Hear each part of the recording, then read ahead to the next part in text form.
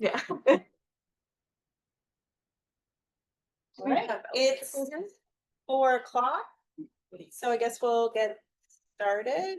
It looks like we have one person who Yeah, he just is went. jumping back in. Yeah. Okay. You want me to close the door, Chair? No, No. because I don't think he'll be able to get back in. No, It's unlocked now. Oh, is it? Okay. we have to keep the door open Oh, you do. for procedural purposes. Thanks, Gordon. Thank you. All learning. But it should work.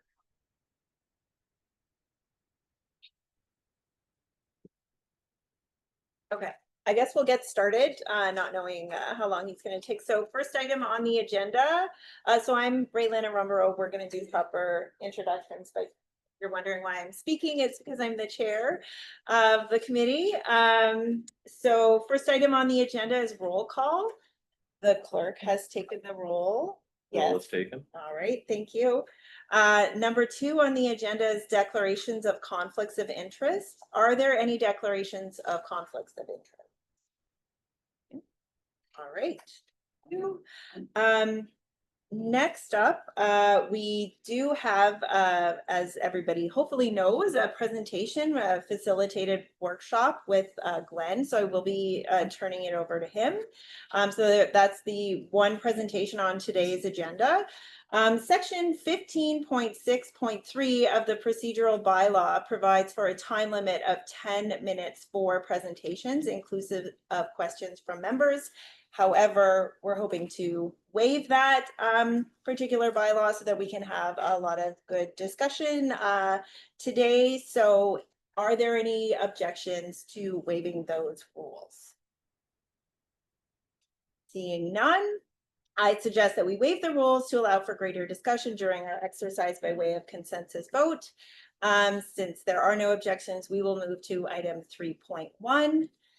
I will ask Aaron Wallace, the Director of Strategic Initiatives, to introduce our facilitator today. All right, well, thanks for coming. I'm excited. So yeah, I'm Aaron. I'm the Strategic Initiatives with the city, but more importantly, this group, I am your staff liaison to the Town and Gown Committee. If we haven't met before, your first impression of me was all the pestering emails I was sending out in the last couple of weeks, just to get folks who kind of are ready and excited for this meeting. So what I'll do is I'll kind of start with hear what's this all about and kind of work our way backwards and then finally throw it to Glenn, who I think will do roundtable introductions before he gets started. So essentially what we want to do is create an action plan for the Town and Gown.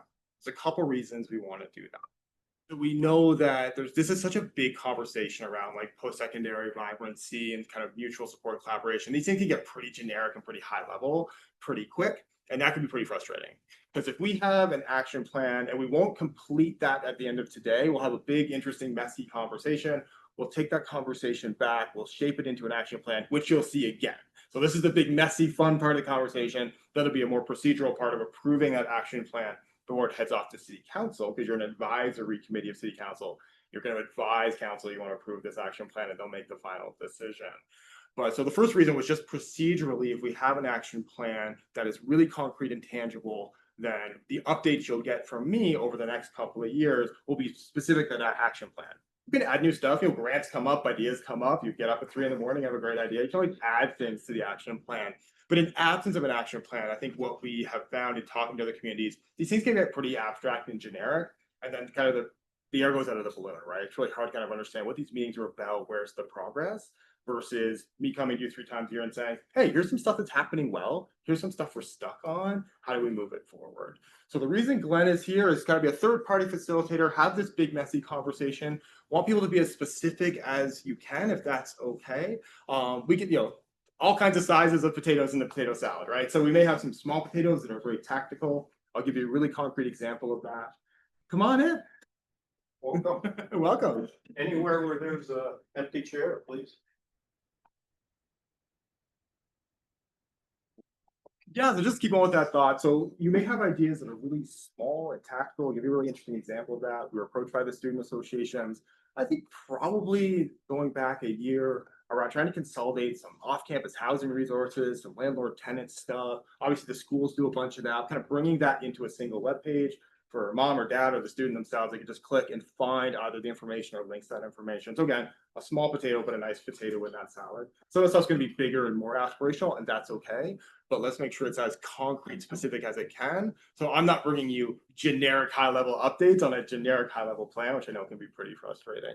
So Glenn's here to kind of lead this messy, fun conversation. Like I said, at the end of the day, you're gonna leave here being like, okay, what are we doing now? That's the right feeling to have.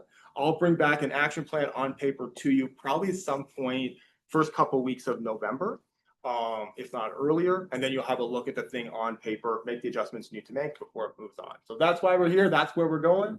And this is Glenn. And just before I start the net, you had a question, is there? There, you can go through Cobb, but you have to put in your name and your address, and then you need a staff person's email address to allow you to connect. So Laura will help you out with that. She's right here. Oh, okay. Aaron, anything else you want us to add? Oh, that's great. Over to you. Okay, so thank you very much, Aaron. Thank you to the chair as well. Thank you to the clerk for suspending some of the usual rules for this meeting and to the group for agreeing to that. Let me begin by saying good afternoon, everyone, and welcome to this meeting. And thank you so much for taking time out of your busy schedules to be here. I know there's a lot of things that compete for your time and your attention, and your interest of the Town and Gown Committee of this initiative is very much appreciated. I'm looking forward, as I'm sure are you, to a really productive and constructive conversation. For those of you whom I've not yet met, and I've had the privilege of working with the counselor and others over the years, my name's Glenn Pache. I'm the head of a firm called GLPI.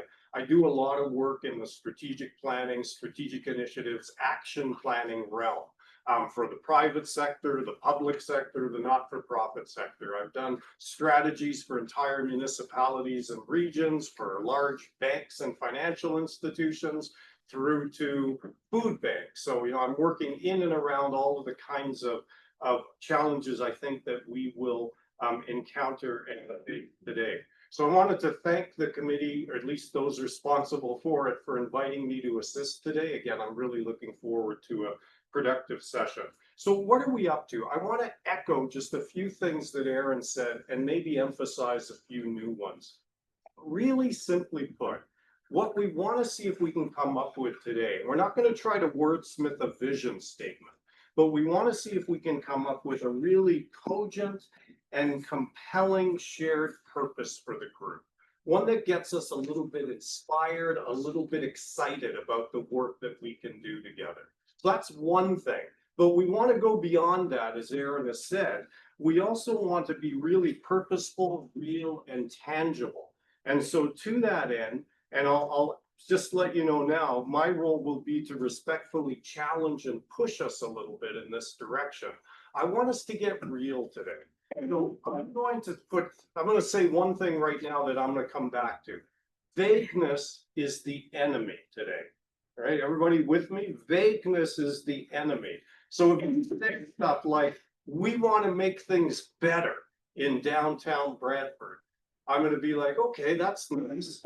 How are we going to make things better? What's the real thing we think we can do as a Town and Gown committee? So I'm going to, again, respectfully, I'm going to push us in that direction.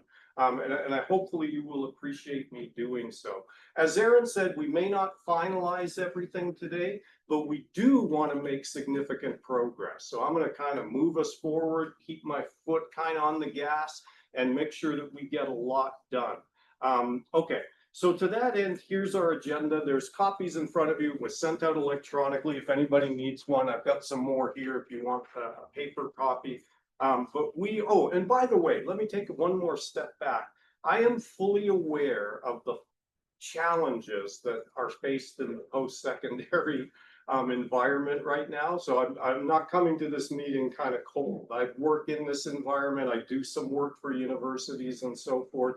So I'm completely aware of the issues around funding and enrollment and international students and government direction and strikes and all of the stuff that you are dealing with on a regular basis. So we're obviously in the opening remarks right now. In a moment, I'm going to invite us to do a kind of fun exercise, but that has a deeper meaning, and I'll come back to that.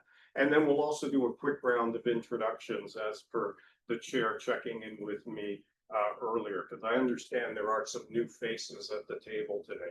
Then I'm going to, because good strategy begins with an understanding of purpose, I'm going to start us off by talking about what we think this Town and Gown Committee should be doing, and as importantly, what it should not be doing. So I'm going to take you through a drive exercise, which I'll unpack and explain for you a little bit later.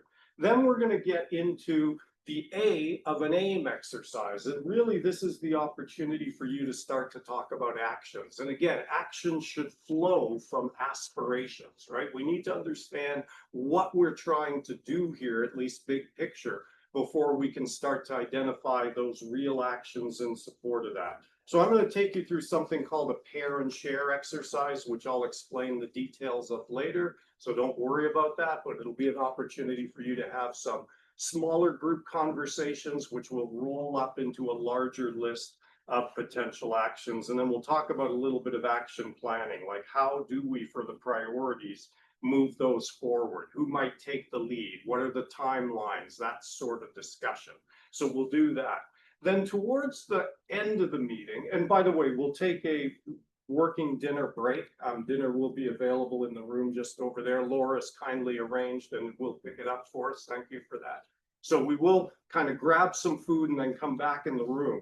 Towards the last part of the meeting, we want to talk a little bit about impediments, because often with groups like this, there are things that prevent us from being successful. So I want to talk a little bit about what those are and what they might be. But more importantly, we want to talk about how we might mitigate or overcome those things. But we don't want that to be our focus. Our focus is on that shared purpose, what those actions might be, and then we'll have a bit of a discussion around those other things. And then you may have seen on the agenda, there's a thing in there called a fear in the hat exercise. I'm not going to tell you anything about that until later, and then I'll fill you in fully. And then we'll have a quick open forum if there are any other questions, comments, observations anybody wants to share. We'll talk about next steps, and Aaron is kindly going to do that for us. And then I will hand things back to the chair to formally draw things to a close. So it's an ambitious agenda, but an achievable one if we stay focused, which I'm sure we will. I just wanted to mention we have the great Amy Brandt here from the city. She is kindly offered to be our live time recorder. So she's going to be putting some stuff, typing it in live in real time on screen as our kind of note taker for the session. I just wanted to mention she is not trying to capture things verbatim.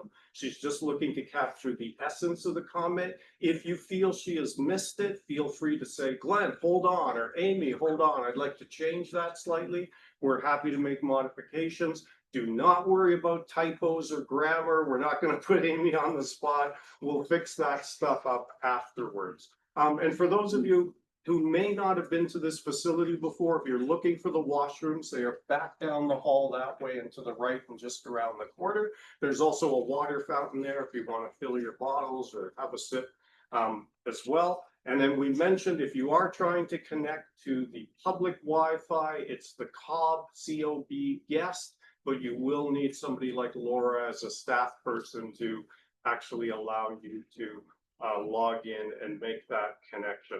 And in the unlikely event that there may be some emergency like fire alarm or something, those two doors are actually locked without a pass key. I would trust Amy or Aaron would let us out if we had to through those doors, but otherwise this door is always open to my immediate right and we can exit from there. Okay, so I think that's it by way of overview. And just before we do the introductions, I wanted to do a quick, I sometimes call it a productive thinking exercise. And have we got our participant online now, Amy? Not on this other computer. Okay, but do we have anybody joining us virtually yet, Corey? Yes, we do. We have Sunod. We have Sunad. Okay, great. So I just want to let everybody know we do have a virtual participant, so somebody who is not physically in the room. So here's the, if you wouldn't mind, Amy, going to that exercise. And if you would indulge me, again, there's a deeper meaning here. It's called alien invasion. What I'd like you to do is draw a picture. And you can draw it on the agenda. You can draw it in your head if you want. You don't have to put pen to paper. You can. I've got cards here if you'd like to draw it on a card. But I'd like you to draw a picture of a being from another universe, you know, not another galaxy, not another planet, another universe. Okay, I'm gonna give you 30 seconds to do that. So if you would, be so kind, indulge me.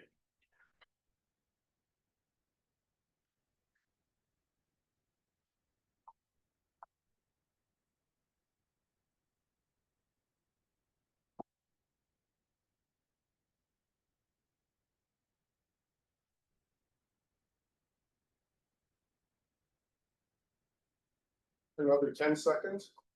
So being from another universe. Again, if you want, you can draw it in your head. Just remember what it was.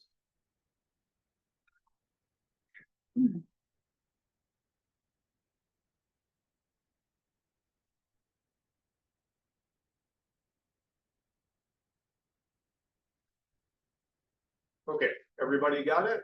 Anybody need more time? We're good? Oh, one second. Now I want to get your, is it artistry? I'm just going to say. Okay, give you another 5 seconds, everybody.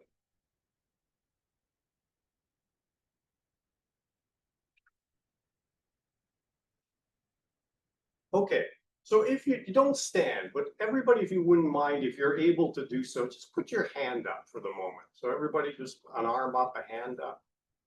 Okay, so now when I read these off, I want you to put your hand down if it applies. So did anybody's alien have arms of any kind? Oh boy, did we lose everybody except for 2? Okay, Hands go down if they. if it, yes, hands down if it had arms. Oh, so we love. Yeah. Well, did I lose everybody? Yeah. Okay, this doesn't bode well. Here's the lesson. This doesn't usually happen that quickly. Usually it takes a few questions. The thing is, I asked you to draw, right, a being from another universe, like not even the same galaxy, a whole different universe. And you, right away, the most obvious thing, you gave that being arms. And why did we do that? Well, usually it takes 3 or 4 levels. I'll say arms, legs, eyes, until I finally get all the hands down. But we did that because we are creatures of our own sort of heads, right? Like we say to ourselves, what do people look like? They have arms, they have legs, they have eyes, they have heads, they have torsos, feet, whatever. Somebody could have done this. Somebody could have said, my being is a circle, or my being is a dot, or my being is a straight line. You didn't have to give that being human attribute. And what I'm going to encourage you to do today is to think a little bit sort of beyond, not quite in another universe, because we do want to be tangible and realistic, but I want you to think about some of the less obvious ideas, the less obvious actions. I'm sure a lot of you later on are going to jump to saying, we need to make the downtown safer. You know, that's going to be an action people like. And I'm going to challenge you and I'm going to say, is that really the thing we should be focusing on? How will we do that? Do we have, is that within our sphere of influence and control, or is there something else we might do? So let's today, at least for this session where we're doing a little bit of blue skying, albeit with some realistic, backing to it. Let's see if we can be thinking a little bit beyond the obvious. Are you with me? Do you share that spirit? Okay, people are nodding. Terrific. Thank you. So let's do a quick round of introductions, because again, I understand. And may we operate on a first name basis today? Is that acceptable to everybody? So again, I'm Glenn. I'll be facilitating. Maybe I can start here with Danette. And if you wouldn't mind, 10 seconds. Who are you? What organization are you affiliated? Danette Dalton, Executive Director of North Forest Planning Board of Grand Erie, and our office has been located at 1100 Parrot Street South, the corner of ICOM, Clarence, what's that other street? I can't remember. And then there's another street that goes behind our building, but we're basically across the street from the farmer's market, and we see a lot of interesting things there, but that's where we're located. Thank you. And then this is Amy Brandt, again, the person for whom Bedford is named. No, I don't know. Correct. Did you want to say anything, Amy, about what you do? I am the Community Initiatives Coordinator. I work under Aaron on his team. And so I'll be happy to connect with any of you and help facilitate things kind of behind the scenes if there's any questions or things that come up as this process moves forward. Great. Thank you. Isaac? My name is Isaac Halsey. I'm the Associate Vice President of Government and Stakeholder Relations for the Brantford campus at Laurier Students Union, which is just located at 103 Darling Street, just down there. Great. Thank you. Please. Tango, my name is Nancy Merkel. Mohawk Turtle Clan from Six Nations. I'm the Director of Student Affairs at Six Nations Polytech. My pronouns are she, her, yugungwe. Thank you. My name's Manuela. I'm a student at Laurier, and I'm majoring in law and society. I'm just here to listen and see what it's about. Did you say lawn society? Yes. Yes, great, thank you. And Councilman? Mandy Samuel. I'm a city councilor for Ward 5, and the downtown is in my ward, and I'm pleased to be your counselor on this committee. Sorry, I don't see anybody on the corner there. Oh, okay. Yeah. Nobody saw Beth when they came in. Go ahead. It's okay. I was the youngest child. It's just. Beth Ernie, I am the Director of Communications and Community Engagement at Laurier's Brantford campus. And we're giving address assignment at the SC Johnson building at the corner of Market and Duluth. Chair, is there any more you wanted to say? Well, I don't think everyone was here when I introduced myself right at the beginning. So my name's Raylyn Arumbaro. I'm the chair of the committee and I'm the CEO and chief librarian at the Brantford Public Library. And if we're doing addresses, 173 Colborne Street, which is, everybody knows where it is. Hopefully everybody knows where it is. So yeah. And Court? I'm Corey Osmond. I'm your committee coordinator. And if we're doing addresses, I'm located here. If there's anything you need going forward, please feel free to reach out to me. I can help you. My name is Jasri, and I'm a student at Laurier, studying law and society. I'm just here to listen. Oh, no, we need you to participate. Listen and participate. Great, okay, thanks, Josh. Everyone, I'm Rajveer and I'm the Vice President of Conestoga Students Inc. We do have a main office at the Dune campus that is in Kitchener, but like we provide services at each and every Conestoga campus. Hi everybody, my name is Justin LeBlanc. I'm the Senior Manager of Advocacy with Conestoga Students Inc. So I'm a full-time staff member that support our student leaders. Great. And we've got Laura, go ahead, please. Hi everyone, I'm Laura Almeida, providing some administrative support today, and you might have seen me before in other capacities. And you've all met Eric, great. And then we have Sunand, right, who's joining us virtually. Sunand, did you want to say a quick hello? Again, I'm Glenn. Thanks. Yeah. Hello, everyone, and my complete apologies for not being there in person. I just landed from the UK earlier today after doing some work, so I would have loved to be there. Thank you for the connectivity here. Sanand Sharma, Dean of Students for Conestoga College. And sorry again for not being there in person. Oh, no problem. Thanks for joining us. So if you wouldn't mind, Amy, switching over to the Word document, because we're going to start to get your thoughts. We're going to do this first part in plenary. We'll do some stuff in smaller groups a little bit later. But again, we're going to begin by talking about our understanding of our purpose. And we're looking for something that's shared, that's clear, cogent, compelling, again, that excites you a little bit, that inspires some confidence. And are you able to blow that up at all, Amy? Just see here. Just so people can see it a little bit better, if you can enlarge it. Sorry, I think my screen is partly hidden by the Zoom link. So I'm going to just stop sharing for a second and see if I can maybe enlarge it first and then share it. Okay, thanks. And while Amy's doing that, so the first question I'm going to take you through, DRIVE is an acronym. If you looked at the agenda, you saw all of this. We're going to talk about what do you feel the committee needs to do, right? So you say to me, Glenn, if we're going to accomplish something, we need to be doing what? What are some of those big do's? We're going to begin there. Then we're going to talk about the restrictions. So what does the committee need to avoid doing? And you might say, well, what does that mean, avoid doing? But I would imagine a committee like this needs to be careful in that you would want to avoid competing with other initiatives that are already out there. Like if your school's doing one or the BIA is doing something, you probably don't want competition. You want it to be more collegial and cooperative. So there may be things that you don't want to be happening, and we'll talk about the restrictions. We'll talk about what you're willing to invest. My understanding is that your commitment isn't just to show up at these meetings every now and then. There is an expectation that you bring something to the table. And it could be knowledge, it could be resources, it could be the ability to make something happen. We'll talk a little bit about that. We'll talk about the values that need to inform the work of the committee, and then I'll tell you how we're going to do essential outcomes a little bit later. But let's start off with the first one and just yell stuff out. Again, Amy will kindly try to capture the essence of it. And you must have ideas. You're part of this committee, so there's got to be something on your minds. What must the committee do? What do you want to accomplish?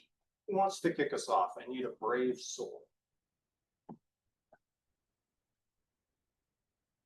Yes, please. I just wonder, is there any, have we established, I should have mentioned in my introduction, I'm just here as Sean's deputy, Sean of the Downtown BIA. So I understand this is your second meeting, so is there a mission, vision statement that's already been established or no? No, We don't have this. no, Okay. I talked to Amy about that. There's no sort of We're not there. illicit terms. Okay. So according to the internet, when I Googled Town and Gown Committee mandates, it's giving me an example in Google of the city of Brantford's Town and Gown, and I guess maybe that's referring back to previous. Yeah. But here we have ensure community safety and vibrancy, address housing needs, foster economic opportunities, and promote positive city. But do you want Mercy. those things? No, I'm just saying, we're just getting started, Yeah. so I thought I'd throw something out there to get Yep. the juices flowing here, but it definitely, I would like these things, but perhaps, like you said, perhaps there's more if we start thinking outside the box here. But as well. So it let's is- get a few of those down. So improve downtown vibrancy, I think we talked about. I think you said something about housing. Ensure community safety and vibrancy, address housing needs. Foster economic opportunities. And promote positive city-university relations. I'm going to challenge us on some of those in a little bit, but that's a good start. Who wants to add to that list? Real things you want us to do. Go ahead, Isaac. Provide opportunities for student government engagement. Okay, so opportunities for student government engagement. And is that just the government or for the students through the government? Like it can be either? Yeah, I think like collaborative, whether it's programs or something like that. Great, thank you. And Amy, if we're going too fast, let us know. Yeah, community integration and belonging, the sense of belonging. Sense of belonging. And is that of everybody or students in particular? Everyone, but like I represent students, so students particularly, yes. Okay. Others jump in. What do we want this to? Yeah, Beth. This is partly, you'll probably be interested because it's higher level than some of what we said, but I think what we want to accomplish is that Brantford Brant Six Nations become a desirable hub of secondary education, like the reputation is there that we are bringing in. We are Center of educational the center of choice, yeah, center of educational excellence. Offering, I mean, and we are already offering great things, but that reputation exists. What else? What haven't we heard so far? This is the time to kind of fill the funnel with thoughts. Justin, were you going to say something? You're still thinking? I'm still thinking, but something off the top of my head would be better community transit integration. Okay, and that's within the sphere of this group. It's like a respectful challenge, like the Town and Gown Committee can do these things. I think it's something that we could contribute to around advocating for interregional transportation. Okay, others jump in. Yeah, Is advocacy a role of the Town and Gown Committee? well, that's what we're talking about today. We That's what don't want it to just be, I can tell you that the folks don't want it to just be advocacy. Like if at the end of today, we say, we're gonna advocate to the provincial government for more funds and we're gonna advocate to the city to do this, we will not have done a great work today. We want to actually identify real things this committee can do, but advocacy could be one of those, but it shouldn't be the only one of them. Well, it's a big one. It is a big one. So I'm wondering, again, here's something else from the Google machine. Town and Gown Committee mandates focus on improving the relationship between post-secondary institutions and their host communities by fostering communication, addressing common issues like neighborhood development, housing and safety, and developing policies for mutual benefit. While specific mandates vary, common goals include enhancing community engagement, promoting positive behavior, and creating a high quality of life for both the students and residents. So Amy got all of that. Right. But the big idea there, though, I think we got it, and that was, this idea of building stronger and fruitful relationships between the city and the post-secondary education institutions and the things that flow from that. But if you want to add something, please jump in. Yes, Beth. What I would love to see accomplished is a stronger spectrum of engagement from student to alumni with the business community, so that the opportunities for hands-on learning exist, that also the opportunities post-graduation exist, that these students who've been educated locally want to set roots locally and can prosper and find the opportunities that they want. Well, that's really interesting. So this notion of not just the current students, but all of the alumni and building bridges between all of those folks and the city, other players to make stuff happen. Others, jump in. What haven't we said so far? I'm gonna push you a little bit further. Yes, Isaac. Just to add on to what Beth said, I would also say, like, for students before coming to school, I think we could do a good job at, like, there's a lot of local secondary schools around here. So I think, you know, advertising the institutions as, you know, good local opportunities. I think that can be a way that we can attract students to stay local. Okay. Get ready, because I'm gonna challenge you later and I'm gonna say to everybody, how do we do these things, right? So keep that in mind. We gotta talk about the actions to make this happen, but this is great. Let's keep building the list. Go ahead. Isaac, did you hear anything from students in first year about their experience with orientation week and whether or not you're getting the sense that there's enough here for them to do and engage in, like? Yeah, I think that's another thing is just creating like events to where, I mean, like some of the like Laurier, Conestoga, like these have historically not been considered like they're like the other campus or like the different campuses. So I think finding ways to sort of make that unique, like redefining the student experience. So then like there is things like orientation that, because students, I know from at Laurier, students look forward to some of the events that we do, and there's some things that are like specifically just Brantford. So I think if we can expand on those, then, you know, we can make the students passionate about going to Laurier Brantford, or to Conestoga Brantford, or to Six Nations Polytechnic in, you know, the Brantford area.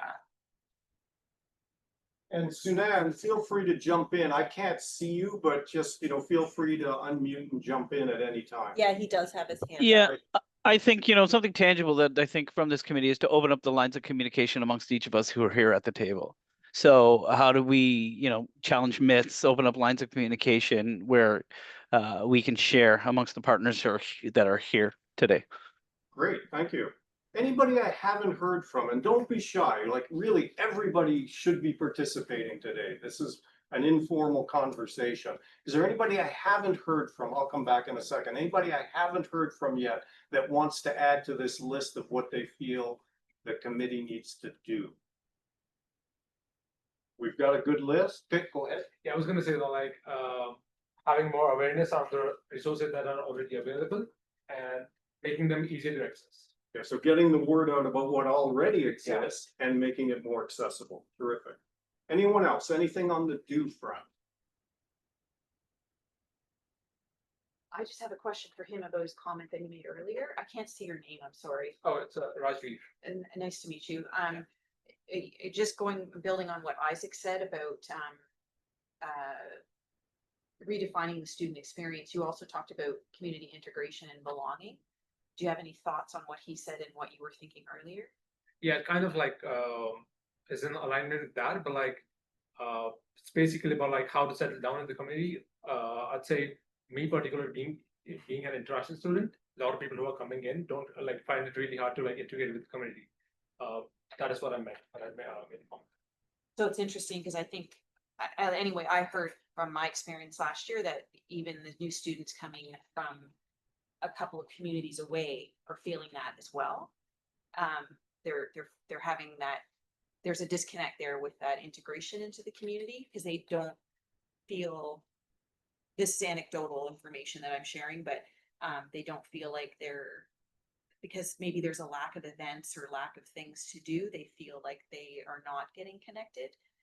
We have two other students here as well. Are you from, you're domestic students or? No, so I'm coming from Kitchener, so I'm new to this whole area, so I do feel that there has been like kind of, like what you just said, like if there's not, I feel like there's not many opportunities to get integrated into the community. So I feel like if it is something that needs to be worked on, then there needs to be ways that students can, like not only for international students, but students that are also in Canada from different parts to be able to feel more part of the community. I see some people nodding, so this notion of integrating students, connecting them, linking them to the community is an important one. Great. And I think even through, and it sounds frivolous, but nightlife, like the amenities, the kinds of bars, like not, shouldn't be my number one concern is representing the institution. But I think not just those things, but the collection of amenities, a bowling alley, like all the things that students might want beyond the library and their lectures and their study lounges, and the residence rooms. I think that those third spaces are we have a lack of third spaces. It's a good list, everybody. Thank you for wrapping your heads around this question. We'll have a chance to think more about it, but I want to move us to restrictions. And the list might not be as long, but it's still an important list. What are the restrictions? What must we avoid doing? I'll give you two, I think, and then you can build on them. I think one is, I hope you'll agree with this, inaction is something we don't want. We don't want to just noodle as a town and gown committee and not have anything happen. Then you're wasting your time, you're wasting your precious hours being here. So we want to make sure that we avoid inaction, too much noodling, not enough doing. I think you want to avoid competing with one another, like we don't want to cannibalize each other's initiatives that are out there and the people are nodding. So we got two, but I'm not here to answer my own questions. You fill in the rest. What else do we want to make sure that we avoid doing as a town and gown committee? Yeah, just being secretive. So just making sure that we're open with data and information that we have. Sometimes it can be scary to share data that may look negative against an organization or something like that. But in terms for us to be able to work together to find solutions, et cetera, I think it's very important that we're open about whatever data we might have to ensure that we truly come from a space of being informed for looking for those actions and solutions. And if I might, with your permission, can I ask Amy to go down to the values category and put in openness, transparency, a few of the things you just said, so we don't lose those. Thanks for kicking us off. So let's go back to the restrictions. What else do we want to make sure? Yes, Beth. Avoid assumptions. To your Avoid point of assumptions. assumptions. To your point about data, like we're all research-based organizations in one way or another. We should be leaning on research whenever we can. For facts, So really, evidence-based. yeah, decision ground the making. work in the true facts and situation. Wonderful. Keep them coming. What else do we want to avoid? Danette? Perhaps comparing ourselves to other campuses. I think in a way, I think we need to look to those sort of best practices, but at the same time, we're quite unique. So we can't say that, well, Wilfrid Laurier University Brantford does, Wilfrid Laurier University Waterloo does X, so therefore we should be doing it here as well, because we're not the same type of campus. So I think, we sometimes talk about that as making sure we don't fall into the modeling trap, Yeah, right? Somebody's doing something and we don't have to do it just because they they did. did it, yeah. Because we are unique and, okay, good point. Anyone else? Sure. Repeating work happening at other tables, like that's maybe outside of scope. Anyone else? Any other restrictions? I was sure somebody was gonna say, based on the aspirations we talked about, that somebody was gonna say, one of our restrictions is we need to avoid trying to do everything, right? Because that was a big list you started us off with the aspirations. Is that one you want to include, like making sure you've got some focus and you're not taking on, few people are nodding, right? Anyone else? Any other restrictions? Things we want to avoid doing? Okay, let's move to the third one. what are we willing to invest? And so when I use the word invest, people kind of look down at the table, right? Because they're like, oh, I'm not bringing any money to this, and they get a little worried about it. But it's not just money, right? It's time, it's talent. It's maybe, some of you might be able to bring students to the table who can participate in implementing actions. So tell me about the kinds of things you can imagine you can bring, not to this table, not to the Town and Gown Committee, but that you can bring to the equation in terms of helping move this committee's actions forward. What can you bring? Kick us off, guys. Awareness. I know, at least at the Students' Union, we have like a large social media following.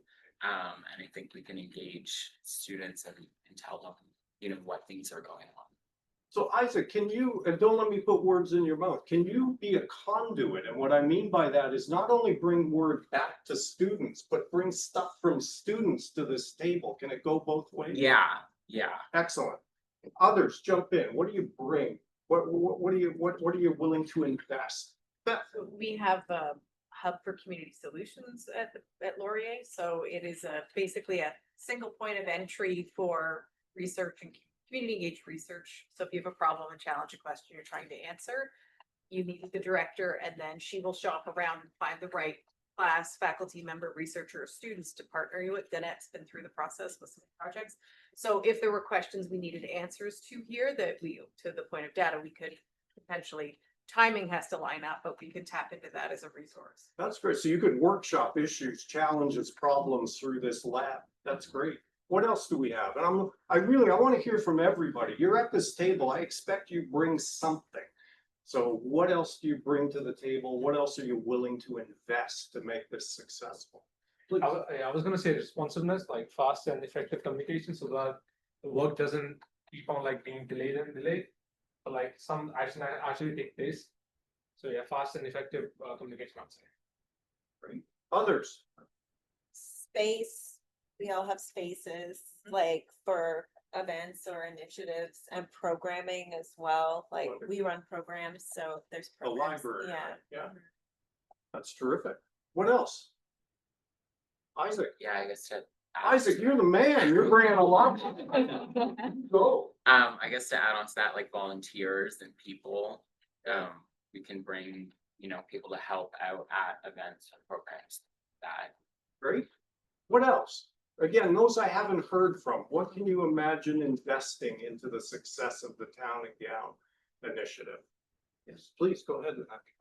Okay, so from my organization's perspective, we can offer more data as well as human power for project work, whether that's researching or project coordination or project management of some kind. We do a lot of grant writing as well, the bane of my existence, but we can offer that support as well, sort of being the host of a grant, because we are a nonprofit and we have that status in the community. So I would like to think that we're that glue between a project that needs to happen and an agency that can't apply for funding. So we would take the lead on that to make that happen, and we have lots of experience doing that successfully as well. From the BIA's perspective, I am new to the BIA, so I hope I'm representing them properly, but I would like to suggest that because the executive director of the BIA has access to a database of businesses that are within the downtown, that we could provide access to that database of businesses that live here in this downtown environment, to help support with the communication and access to them. As well, I'd like to think that with our connection through the city, we could also be working with the Economic Development Department to help support investment in the community, whether that's with incentive programming for facade improvements and these kinds of sort of facade type changes, but also just investment in general in the downtown. So working with existing landowners and educating them about the importance of property standards and these kinds of things. And, you know, perhaps engaging them in different ways, to see, new life brought to some of these, buildings that might not be as pleasant, to look at. So, we work with a lot of different groups in the community through the Workforce Planning Board. So we were certainly happy to engage with them in this way, because for us, that means, you know, if there's investment in the community, that could mean more jobs, you know, a different portfolio of jobs. And certainly working with the BRC and the Launchpad program as well means, you know, more entrepreneurs in the downtown or even in the city somewhere, that we need to foster and grow. It all obviously contributes towards an improved quality of life. And you can bring some of those connections, those people, the database, all of that. That's great. Yeah. Thank you. Sunand, I know you had your hand up. Go ahead, please. Yeah, it's similar to the closing point that you just summarized, but I think what we can bring is access to experience and expertise. So Rajveer, Justin, and myself are quite intelligent, but we work with some wonderful folks and faculty at the college who specialize. So if there's anything we need with respect to expertise or experience, we also bring those that connection as well. Thank you. Anyone else? Yes, Councilor. Yeah, I was just gonna say, I guess what I bring to it is my time. And also the connections to the community that I have, because I have a lot of connections throughout the community through my past work and through my work as counselor. That I would be able to bring to this table. That's great. And I know the city is kind of the spine for the committee. They're doing, you know, like work like Amy's doing today. But Aaron, did you have anything you wanted to add in terms of what the city sort of brings to the table? Just to build on Councilor Samuel's point, like part of the advantage of being an advisory committee is all of this information, these plans, these recommendations do flow through city council. So things that are within the city's mandate, always an opportunity for council to take some action or direct staff to do different or more or whatever. So I think that linkage both out to the community laterally, but also through city council might be an advantage. One of the things, sorry, Bethel. I don't want to speak on your behalf, but I think that Six Nations Polytech being at this table now is really important in my mind for two reasons. And the one is I was not on the prior town and gown, but I think in some ways it sort of would get in the weeds on like downtown, like parking, litter, like that kind of stuff. And you not being located in the core helps elevate us and keep our eye on that this is about a post-secondary matter. I also think it's really incredibly important to have the Indigenous institutions worldview at this table. And so I say that only because I want to hear from the Polytech and I want to make sure that you guys are voicing, because there are really important considerations for us to be taking into mind. And I think to the earlier discussions, the more Indigenous learners who go through the system, settle here, create businesses, create jobs, and have families, the better for everyone too. So. I like this point. I see you nodding, this idea of sort of fresh perspectives, new ideas, and not being based in the core, even a different geographical sort of take on it. Is there anything you'd like to add? I just wanted to add, that through Six Nations Polytech, you know, we have what we can offer besides our time, building partnerships, but also being able to provide, traditional Haudenosaunee cultural advisors. Fabulous. So, land history connection to Six Nations. That's great. Thank you. Anything else that anybody kind of brings to the table? Okay, so with your permission, let's jump to values. And, you know, earlier Justin did a great job starting us off. He talked about wanting to value openness and transparency. What values do you want to embrace in your work together? Please, Danette. Safety. Safety, okay. Others jump in. Like diverse perspectives, kind of like talking about. So an appreciation of that, of diversity and diverse perspectives. What about, somebody said this earlier, I forget whom, so forgive me, but somebody talked about collegiality and cooperation. Are those things that you, people are nodding, okay? So collegiality, cooperation, what else? And let's try to go beyond the standard ones, right? Like typically when I talk to organizations about values, they say things like excellence, you know, like the words you hear all the time. But do you value something different? Like, do you value ingenuity? Like, is that a value you want to embrace? Some are nodding, some aren't. I mean, feel free to type it in if you want. But you tell me, what do you value that's sort of non-typical? Anything? I think mutual benefit Okay. for the city and the institutions, and then also among the institutions, the notion of a rising tide lifting all boats, like we do. The reality is, on some level, we will have competing priorities at different times with each other, like probably even departments within the city compete with each other sometimes, right? Resources, all kinds of things.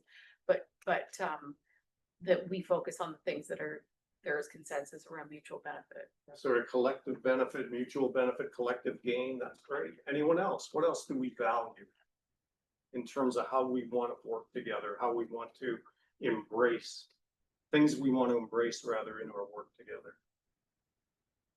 Have we got the big ones? Counselor, please. Pride in our community. Great, thank you. Anything else? Yes. Was just thinking the Indigenous connection to our community and its importance as a value. The Indigenous connection as a value? Yeah. Great, thank you. Anyone else? Okay, so for this next question, the E in drive, I'm going to make things a lot harder for you. So if the question is, what are the, and the E is for essential. What are the essential outcomes? Not actions yet. That's the next part of our conversation. We're just talking about essential outcomes for the committee. So as I put there, I don't know if you can read the italics, but it's in the agenda. In essence, you're answering the question, if this committee accomplishes nothing else, like if you were to say, Glenn, if we did nothing else, like in all of our time together, it needs to what? What is your one big thing? And to make it harder, I'm going to split us into 4 groups. And I want you to have to talk to others and reconcile what your one big thing is that you feel that it is essential for this group to do. So again, if the committee accomplishes nothing else, it needs to what? How would you finish that sentence? Now, we have a laptop for Sanand, right? So we can maybe we'll pair Sanand up with Danette. Is that okay? So if we can just bring that laptop I over. don't have Sanand on this laptop, and I'm not sure how to get him on this laptop. Oh. But if I stop sharing my screen here. Sure, and we'll just use yours, Yeah. great. And then I'd like to mix it up so we don't have like all, you know, like you guys know each other, right? So I'm not gonna count off and do the 1, 2, 3, 1, 2, 3. I'll just ask you to form groups of 2 or 3 people. That's all you need to do at the moment. Okay, so just find somebody you don't usually hang out with and then talk to them about that last, which isn't up anymore, but that last question about if, you know, if this committee accomplishes nothing else, it needs to what? And I'm going to be hard on you, no run-on sentences, right? So it's not 7 things that you work into one sentence. What is the one big thing that it needs to accomplish? It's going to be tough. I'll give you a few minutes to do that. So go sit anywhere you want, find a couple people you don't know, and have that conversation. Thanks. Come on, get to know each other. You're a group. Hang out. Pleasure to meet you. So I was honestly is. That's it? I'm just the clerk. How are you? Perfect. Oh, there he goes. I apologize. I apologize. I'm not there. I just really landed a few hours ago. So somebody's got to turn their volume. Yes. So we can't have. It's muted.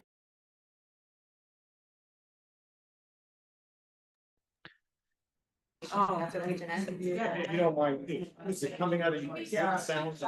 Glenn, sir, I'm happy to just hang out here. I don't want to derail this. If folks just want to participate who are there, I won't derail it. I'll just hang out here on silent. It's okay. So that was. It's okay. So, and there is a law for next session, so it's like, that does have to be, like, I wanna be free, but is what you're trying to put across, is like Like you some want that people same want to say experience. city, so Yeah. I don't think Brantford itself, I think it's if we address it, it's not, but so I'd be interested in your perspective as an student, like how, what do you think are the things that would be students more attracted In the room. There we go. Can you hear me now? I definitely can. Can you hear me? I already said like. Hang on just a sec.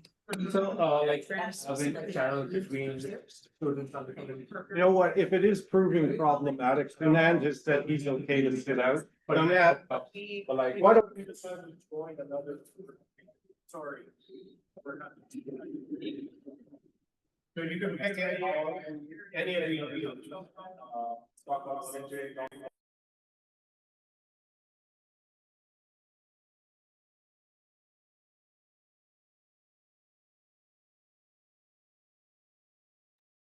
But I don't have the way to get. I think that's what it sounds like. Oh, I think you first put the list.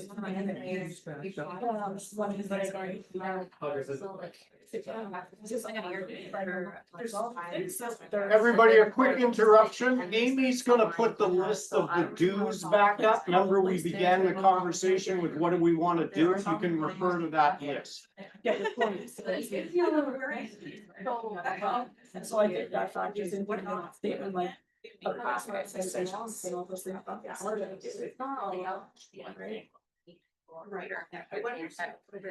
There we go.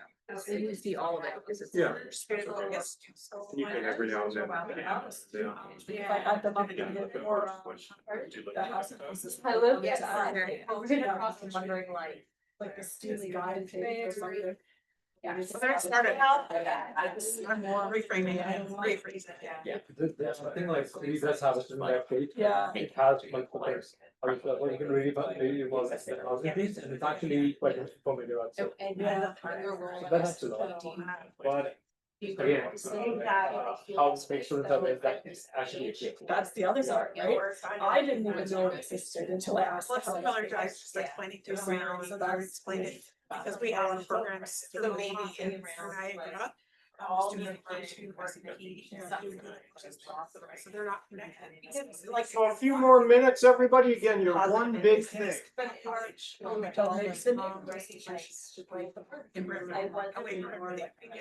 Not even in that. No, Well, and I mean also. There are Being important, good, you should know answers I have. Send it and then but I told them. So now just so. I've always thought it's the butter of the sun, where there's someone. Someone at your house, so just knock on the door and say. So do we have other things? If we do, so nothing else. Do you have anything in mind? Yeah, like, nothing else. That, I, the earlier. That was the piece and thing, Right, like, like. if you focus on this, it Yeah. improves it improves the safety, it's like the everyone's part of the community, so like this, no one causing harm to anyone. So if you take it to solve that, you have the community support and everything, transit it, solve that. You have like more sources, people learn more about like the house, even if like someone's coming from like someone's part of the you know, how do you find it, look for something? So some sort of mechanism, how do you establish it? I'll particularly give an example, like the place I used to live in, like, we used to have like pizza parties every 2 months or 3 months, like down the street. And it used to have like fire and policemen. They used to have like, like how to do things on the street. I got it. How do you start? No, I think like, I think we have a motion there, I think that. Like, what kind of conversation, like, we all. You know, that your students want to decide. Well, and I think because it's like measurable, right? Yeah. So I think your students. Yes. So it's like that. I like the kind of students, like come to stay, students to back. Who really apply, but we're trying to provide more diversity, like students together. So I think it was like there are measurable ways. Now, so I mean, there goes this is what. I'm like, that's what I want for here. So we like, could even as do measure belonging. We assess the belonging because I think that's a big We piece of it. might want to. And we did the last really big survey where what was in 2019. And it was funny, there was a clear correlation. They would share. It's still here. Seeing them. He's just one person. They were more likely to feel isolated and then after water. So it really makes it be like this. You find a best friend and I know my. Couple more minutes, everybody. Couple minutes. They did a survey and it is. Why it was 90. Yeah. And so I think that belonging new by. So this is something that's how that one person understand, you know. One of them, yeah, and I was just talking to someone who was telling me, it's one I call it that safety. His first year at Trace. Always advice on more. And at breakfast with fresh, he's like, oh, I'm gonna go. I did my lesson, so it was science. Right. It was like, if you're in class. No. Whatever, after was one of the first that say, then you're gonna be building your life, right? Yeah. And so, yeah, if you feel isolated because everybody's. It's the Waterloo one. I was like that, and I heard it. By accident, I don't like things, advertising. So, like, well, having that better understanding on the city. What?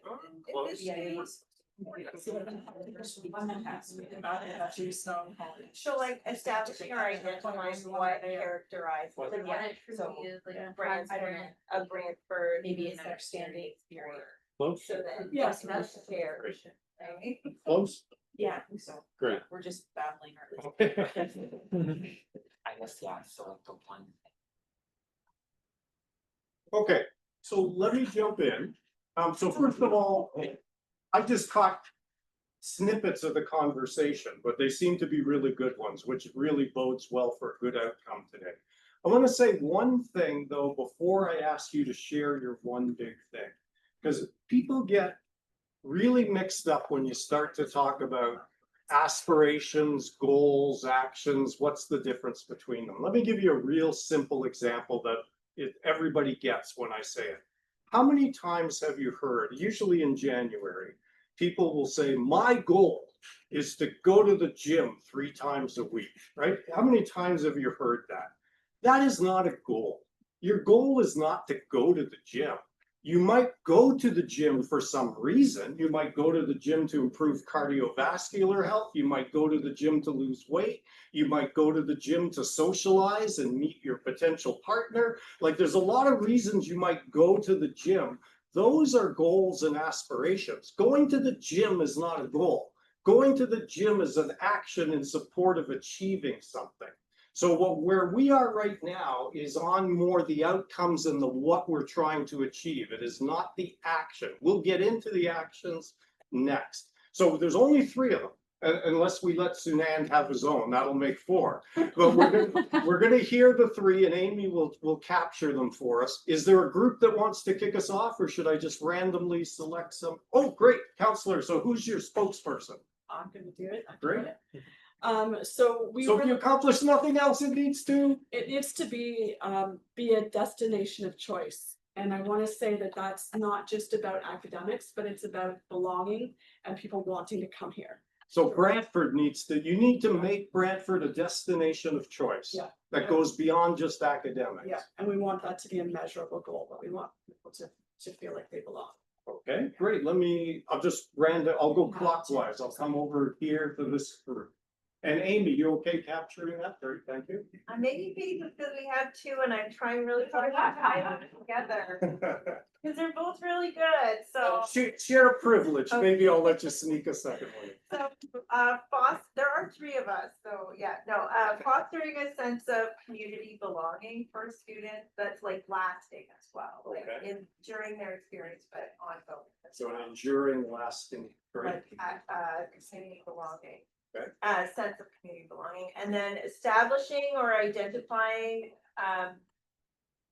what the Brantford experience is for post-secondary, so it can be promoted as like a unique Brantford specific experience, if you get what I'm saying. Yeah, a unique a unique experience for post-secondary students in Brantford. Yeah, like what is it that we offer that's unique in Brantford that we can then promote to Okay. make people aware of what they're getting into when they come here or what they can expect when they come here. Great, thank you. And last but not least, who's our spokesperson?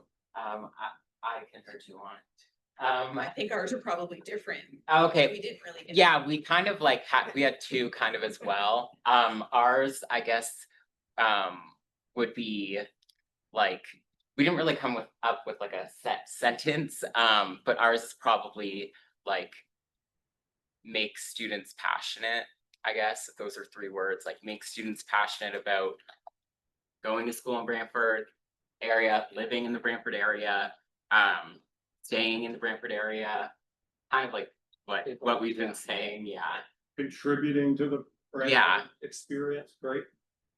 Anything to add that, even though you're not the chair, if anybody has something to add? Yeah. Okay, I put, if this committee accomplishes nothing else, it needs to improve the relationship. Almost like a reconciliation of sorts, I suppose. Between whom? Between the town and the gown. The town and the gown, Yeah. okay. Great, and sorry, was that it? Yeah, that's it. Okay, Yeah. Sunan, did you have anything you wanted to add? I know you were working in your own group, but did anything you want to add that anybody hasn't said already? No, my group couldn't agree with each other. I'm just kidding. I'm just kidding. That This is happens. great. This is great. Thank you. Okay, thank you. Okay, so feel free to return to where you were, or you can stay where you are, whatever you'd like to do. Yeah, come on, yeah, if you guys want to switch back. And now we're gonna do, we will have a working dinner in a bit, but we wanted to do a little bit of work around actions first. So Amy, if you wouldn't mind going to the slide presentation, please. And I'm gonna take a moment to explain this to you. The counselor has done this with me before. It's a quick way to get somewhere meaningful, but with good group participation. And it's not the hokey stuff. Like I work with a lot of groups, and you know, some people like to do Post-its on a wall and you put little dots beside the ones you like. We're not doing that today. We're gonna have a real and honest and genuine conversation, and you're gonna have to duke it out. And when I say duke it out, I don't mean physically, but verbally with one another to find the best stuff. So here's how it will work. We're a smaller group than I was expecting. So we're gonna be 2, 4, 6, 8, maybe 10. Okay, so you're gonna be in groups of 2 or 3. But here's how it'll work. First of all, you identify 3 actions personally. You don't have to debate it other than with yourself. 3 actions, and I want to read this right off the agenda because this is important text. Substantive actions that the committee should engage in over the next 2 to 3 years. So it's stuff over the next 2 to 3 years, but that will produce some tangible results within a year or so. So actually something happens within a year or so, and that are appropriately differentiated from or complementary to what's already being done by others. Okay, those are all important words. Appropriately complementary to or differentiated from what others are doing. Stuff that can happen in the next 2 to 3 years, but that you actually see results in 1. So each of you on your own is going to come up with 3 actions in support of those aspirations you just talked about that are real. Like if you say to me, Glenn, we should put a cop on every corner in downtown Brantford, I think you will say to one another, that's not realistic. And we don't want to live in a community where there's police officers standing on every corner. So be realistic in identifying your actions. We want these to be tangible. So you'll do that on your own. We are looking for one of your 3 ideas to be a wild idea. And by wild, I don't mean necessarily unrealistic. It just might be a little bit more avant-garde, a little bit more out there. So 3 ideas, one of which is at least a little bit wild. What you're going to do is you're going to write them 1 per card. So I have already diced these cards up for you into 3. Oh, Amy, thank you. So I'll just use this as an example. And we're not looking for books. You're looking to, 10 words or less capture the essence of the action. So you'll write it down. You've got 3, one of which will be wild. Once you've done that on your own, and this is not going to be 4 to 5 people, or smaller group than we were expecting. This will be groups of 2 to 3 people. So I'm going to pretend the 3 of us got together. So we all had our 3. You've got your 3. Everybody's got their 3. We're going to read them out to one another. And, I'm going to say, I think we should do this. And you might say, that's stupid. We shouldn't do that. And, we're going to talk about it. And we're going to talk it through. So we're going to have that discussion. And we're going to then try to come up with amongst us a top 5. If our ideas are all alike, we'll do this in 2 minutes, right? Like you'll say, I was going to do A, and I'll say, I had A, and you'll say, I had A. We'll say, okay, we got 1, and we're going to keep doing that till we end up with 5 in total, right? Then you're going to repair up because there are going to be 4 of these groups of 2 or 3 people. So let's pretend the chair and Beth and the counselor were another group. You're going to pair up with them. You're going to share your 5, and you need to emerge now with a top 6 list. So it's going to be more challenging. And once we do that, we will then have 6 and 6, which we'll share in plenary. Is anybody unclear about what we're doing? So you start off with your own 3. You'll get together with 1 or 2 others because we're going to be smaller groups. And we need to come up with, then once we've paired up, a top 5, put 1 per card, landscape style. Everybody good? Any questions? I'll help you join up. Like once you're done, wave your hand. If Justin's done, I'll say, Justin, Donette's done. Why don't you guys get together? Like I'll help you do that. We're good to go? Great, thank you.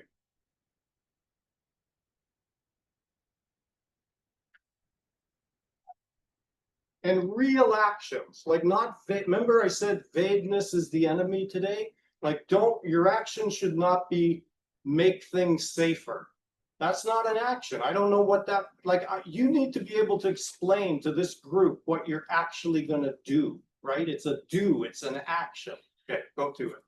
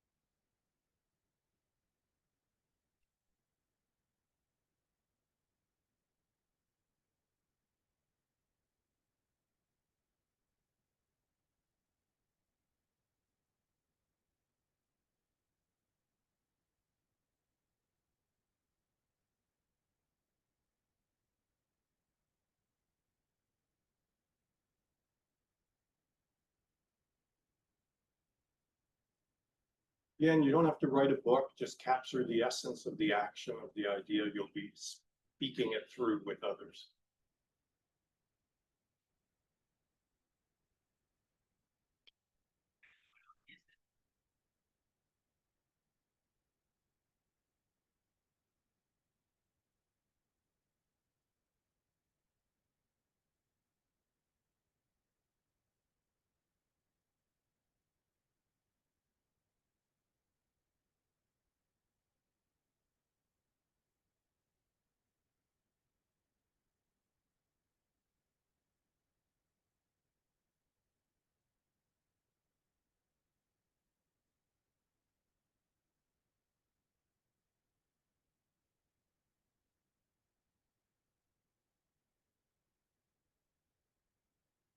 There are a couple of things I'll just mention while you're writing. For those of you who are perhaps student representatives or who are younger or who are new to the Town and Gown Committee, I'm going to just be blunt. Don't let people push you around. You're an equal voice in these conversations. So when you're arguing for your top 3, argue for them. We're all equals here. We're here sharing our best ideas, our best thoughts, and I'll ask us to respectfully treat each other that way, which I know you would. And why are we coming up with one wild idea? Because there's an opportunity to take that idea and tame it. So though you're three people, like again, I'll pretend the three of us were talking, we might say that was a great wild idea, but it's not really practical. We might reshape it and you can ask for a new card. I'll give you new cards. You can reshape it and come up with something that might be very practical and tangible. Okay, I'll be quiet while you come up with your three. Once you're ready, wave your hand. I'll start to pair people and group people up.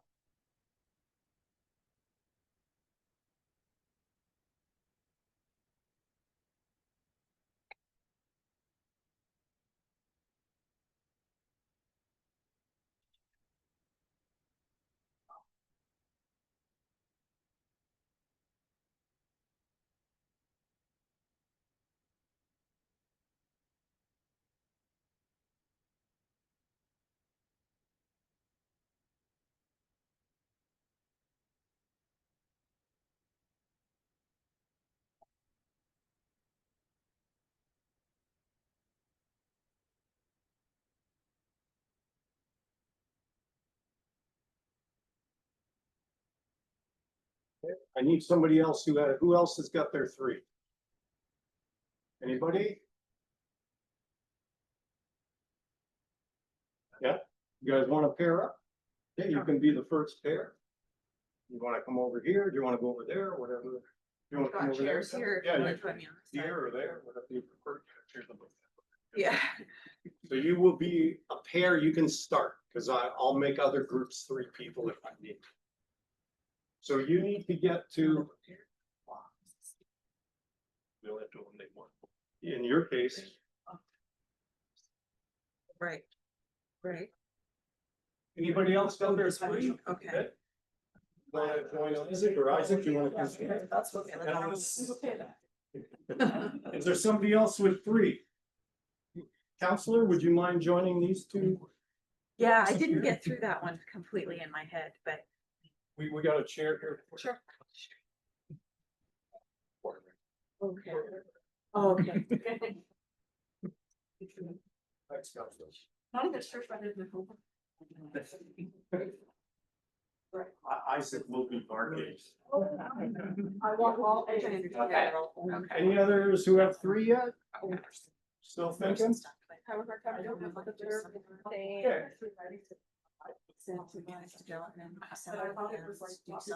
It's the hard part, right? Where you have to think about how you're gonna. Like some of that action. Yeah, I did options, yeah. Okay. Yeah, okay, do we wanna just like say them all first? And then we're arguing for, we're arguing for five. Come up with a list of five. Okay, okay, so. Fine. Okay, I guess I'll start. So three I had for author, resource for student housing. Anybody else with three? Second one was partner with school businesses, create incentives and connections for folks, because of your students. And then my more avant-garde one was offered courses taught by counselor, the Brantford government in city hall. So like this could be like a classroom thing or some type of opportunity where like. Okay, if you're stumped and you only have two, that's okay. Yeah. Great. So why don't we put the two? So that's where that one. Great. This one is. So. The chair will join you there. That's great. Those who are. Okay, so you will be with. You're ready? Yeah. Okay, why don't we make the three of you a first then? Okay. And we'll have you and Beth join us at the last pairing. But Okay, so great, thank you. Reminder that I want to get. Data and. But I was trying to keep in mind those like just that we were working with. Oh, right. And survey students, and I know what that is. I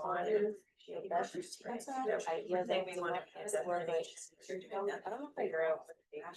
So relying on and then when they have to. And then I have.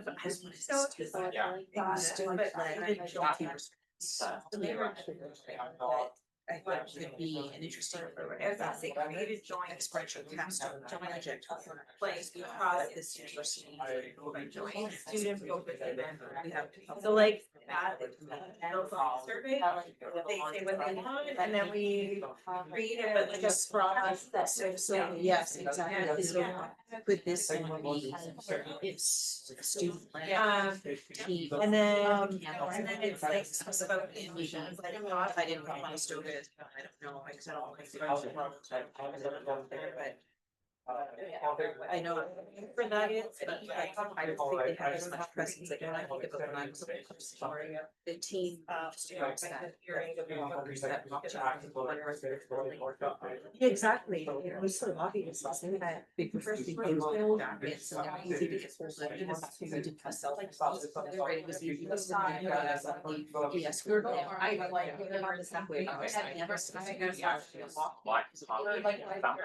I never right there.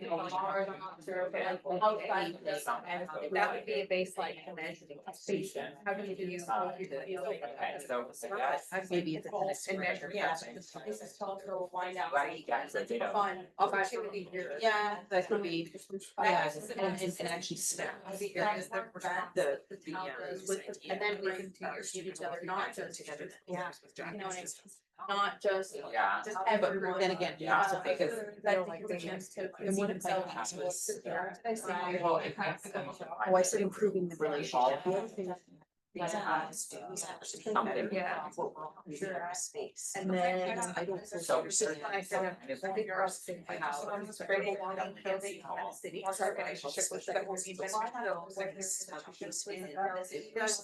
Doing your joint that they feed into the city. Oh, Like okay. it's. But I said, they don't use it to do something less, right? Yeah. So maybe I should add that. But anyway, it's really nice. I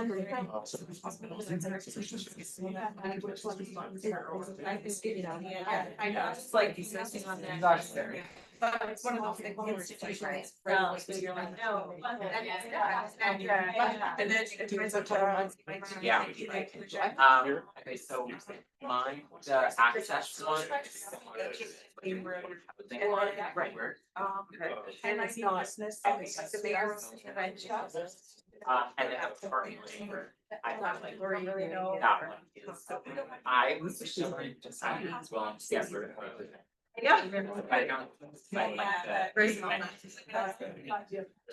And then that. You're looking for your Yeah. top five, everybody, right? The one. No, it would be 15. Where you make. That one, I know it's over here, maybe it's actually. Yeah. And then other one was Twitter. Yeah. So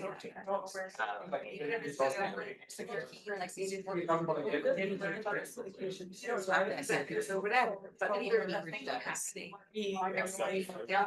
That's something, and I know that. Something that's. Something areas, it's. Right on. But it don't go back to worse. Yeah, you know, we're in your community. Yeah. You know, housing is affordable. We're reducing. Yes. Halloween, yeah. Yes, here's the squares. Yeah. I swear. Yeah, so that's. Yeah. Oh, you're too. Yeah, and it's hard. Yeah. I think, Like a lot of those things that they different. I feel like. Yeah. So I think That that. would be.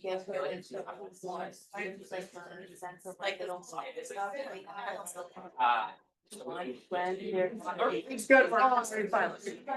Anybody got their five? We're close. Close, great. Yeah.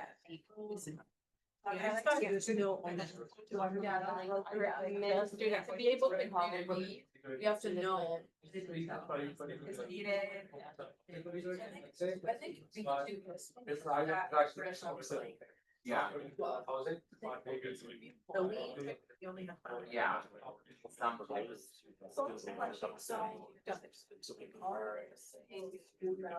Yeah. Great. Anybody else with? I also liked your. Looking for another person? Hi. We have. No. We have a. We only have to eliminate one. Issues. Yes. Right. Right, yeah. But I get on our papers, we don't have a lot of basic questions. Kind of thing. Yeah. I think, yeah, or even if there's like some. Yeah. Central location, which I feel like it could be like Springfield. Yeah. They're allowed to be in. Well, Yeah. it's top five. Oh, wait, no, yeah, five. We have six right now. Yeah,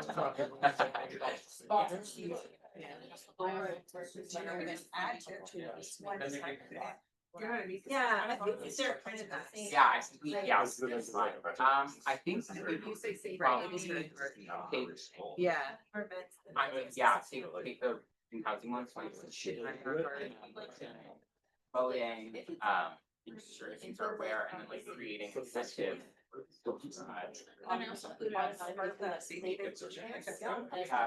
Yeah. Everybody else, I'll get that. Exactly. Like feel a part as well, and I feel like, you know, Yeah. and that's what we're having here, that is more.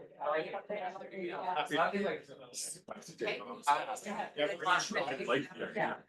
Yeah, it's like, said you do that, like, kind of, it's like. Yeah. Oh, yeah. Oh. Well, mine was the two focus activity. And the public safety program is. And then So there wouldn't be legal. Is an undergraduate program that the student. Okay, so everybody, if I can interrupt for a second, we already have two groups who have paired up. They're now gonna share their top fives with a view. Now it gets hard to come up with just six, right? We've got five, and you folks are gonna pair up in a minute, but hold on. This is the important part. When you are working through them, you cannot overly combine stuff. So what I mean by that is you're nice people. You want to work all the ideas in somehow. So you take a card, you say, let's mix this idea with that action. And it's really 3 actions on a single card. No doing that. You need to end up with 6 distinct actions and 6 only. Go. Okay. Right, I know, I didn't.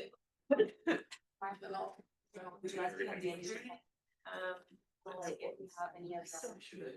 There's jobs or like they can see, you know, like. But like, I feel secure going to those events and I'll go on. And then my second point was promoting. This is our water one. Okay, where do we go?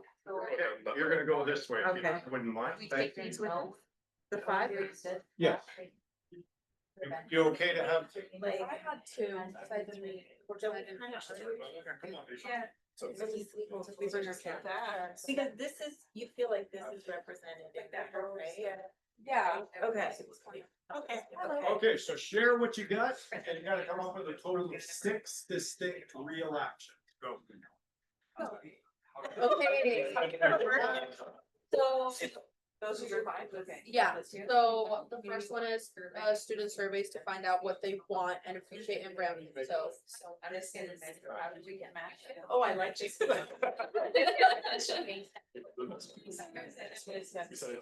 Top factors that makes sense. Feel Okay, like a long yeah. time. It's a very, very similar Yeah. thing. And then. These are like kind of. Like the mayor's, I feel like the mayor. He does be going down. I think Creating, gosh, building lasting relationships that will be beneficial to post-secondary institutions. And then the last sort of. Community, exactly, the idea doing wildlife students, community events together, which is just a working title. So like, Collaboration. it's not like separate, like community and then like students, it's more like all. Everything. Everything. Yeah, Yeah. But But like event events, activities, event, like have in the bring- community, yeah. to The like first was, bring this- it's Sort sort of like the mayor's barbecue. Yeah, have more events that the town does, that people, not just the students to bring everybody. So these weren't kind of here. Yeah. So this kind of goes right with that, maybe core every week. Is it? It's just a very big idea. Community garden, community engagement and access. Yeah. Okay, so that is kind of like a That's like model an of example. this, yeah, it's an example, so that would work. Like, Students. this is broad and this is like. There's some type of there. Yeah. Okay. Yeah, so I get it. So this one I have ensuring that students are aware and invited to opportunities areas. So, like an example, recruiting at the back to school barbecue, maybe make sure like neighborhood association of there, I think Randy, and then highlighting multiple ways to share what they're trying to be involved with and how to get involved. And then the other one is, again, it's associate having regions to. And then it's not sharing this then. More resources for students. To so interesting businesses, organizations, so from learning community awareness to breakfast. And then to have it a little kind of student out there on it. And was partnering students with a community member as just hanging out to get involved in their school, their and exploring what's available to them. Increasing kind of student-friendly And locations, the- you know, Like like apply the supporting process businesses, for using teaching them resources how- in how to student friendly for all platforms. Sort of like putting essentially providing Employment as well.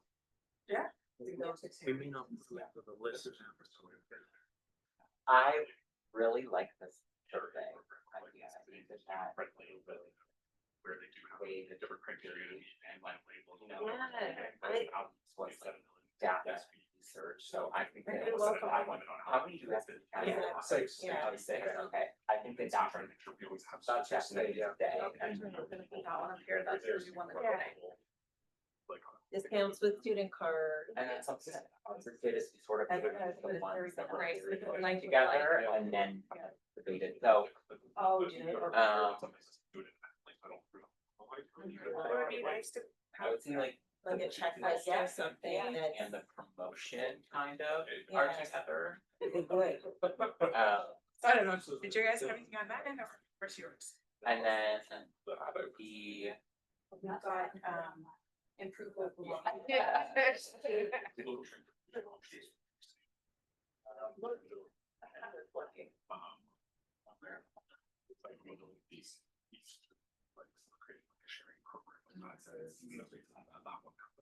Well, this is belonging. I feel like this was a good one as well. Yeah. Okay, it is the only one, like, it's a little bit. over for us. We're kind of waiting. We're just trying to get the Go Bus to come and stop, like, right in front of the building. That's what we're With them. That's what I was saying, right? Six, yes, Yeah. And then what we're here to, again.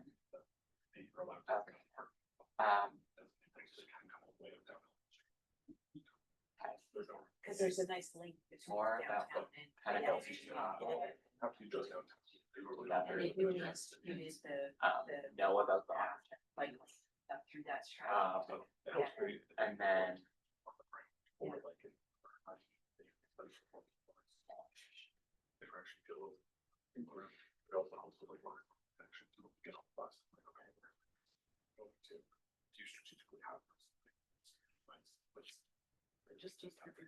Right. Okay, so from. So everybody, a quick 30-second interruption. Good conversations. I'll ask you to keep them moving, but I'm gonna make your challenge a touch more difficult.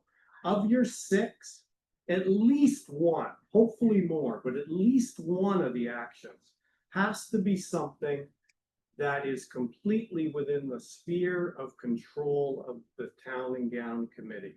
So if all the other stuff didn't get done, you would at least be able to say, well, we can at least make sure this happens. And you could be, take some ownership and pride in that. So at least one of your 6 has got to be something you could do as a committee without any, so it's, like, don't say to me, we're gonna advocate for $1 million for something, that might be nice, that could be one of your sixes, but there's no guarantee you'll get that $1 million.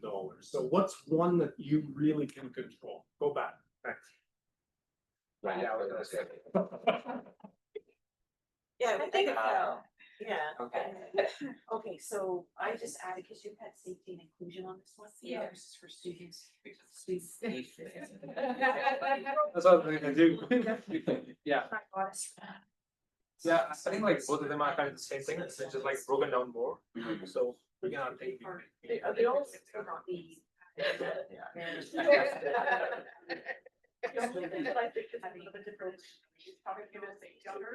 I don't have that in mine, doesn't mean it can't be part of, but it is not written. So, right, that would be my own shoes. Stoga, oh, no, you're right. I'm not, sorry. Well, Stoga, sorry. Be square and know your right, still would. No, okay. A little more for us. So the idea here, we're having to have some sort of safety element to it. Open burn. So the idea was just. Chemicals come down. Yeah. But I think Universities. So you're saying those things are safe. I think if the city, if it's Errors, like. in community involvement and event like that, there's this section. I did have a question, I don't want to go back. And so there's. Doing it, but I assume that things should go, but maybe think that. And with that, you're just trying to get students for safety. And I think you have a safe walk. Yeah, so I was about to say, Lorraine does have that, like the hop walk, where it's like beat students come and they'll walk person to their destination. To make sure that they get there. So I thought it It's like, oh, here in Square. international opportunity or. Yeah. Meet up, meet Thomas and that public scene, so that way, because I also feel like Your program as if well, you where didn't have a predator there's an expectation that they age or shadow with special skills to learn a little bit again. Yeah. What it's, some of these students. And I feel like that kind of ties to yours, like So the, maybe there's an opportunity kind of like, again. you know, invite students from all different institutions Yeah. to come, and just like that, like Community young now, so I guess people like sort of. together. I like that. To, and then this other side, So, can you explain this? I feel like better? 'Cause also the, I think like I thought promoting, a better I idea thought was that to- was real estate. tied to it as well. I think, Everybody get towards your six pretty quickly, keep moving, thanks. okay, I think this is covered by some of the other ones, so really. And it's because be in charge of safety. Okay.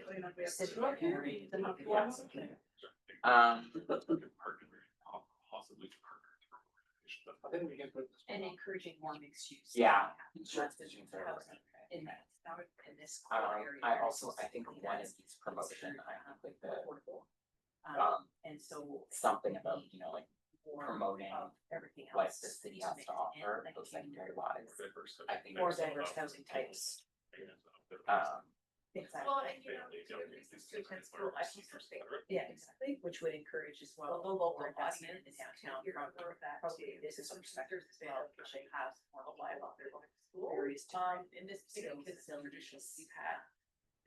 Graduate young entrepreneurs, students. So sort of Perhaps teasing, families, locating in the downtown.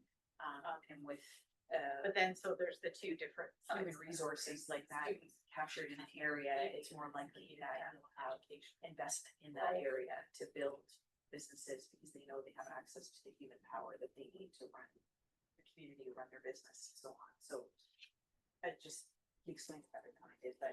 For C6, are you down to six? No. Okay, keep This is working, hard. thanks. I do think we rolled together something that were just one. Yeah, what do we do when we roll things together? Are we supposed to get rid of them? Or do they just stay in bundle?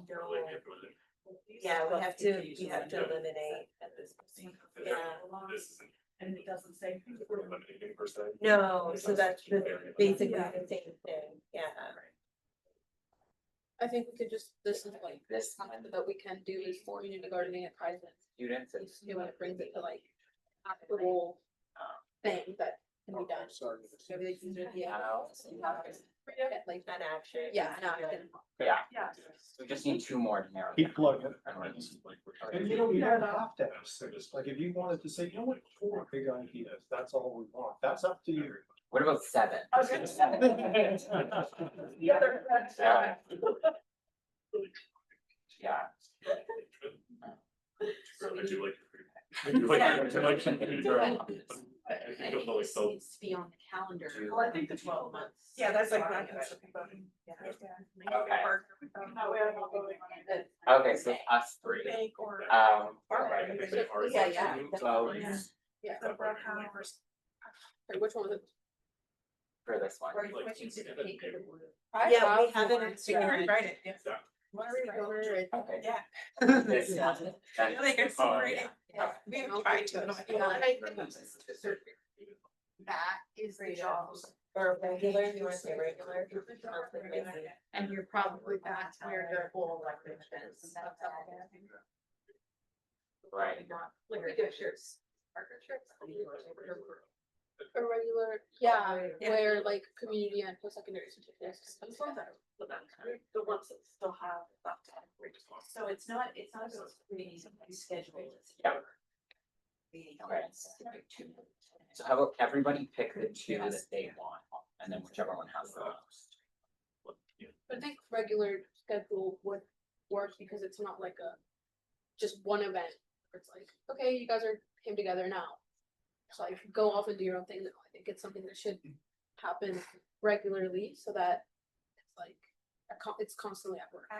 What I like. I mean, and there might be I think it's. things that are already happening that go on there, like when There's sometimes Well, probably I think it's identifying what there is, and I feel like it's promoting it, but then also. And I feel like if every, Right, like there's an issue that I don't know what to write, like, that's really good, is that all the numbers?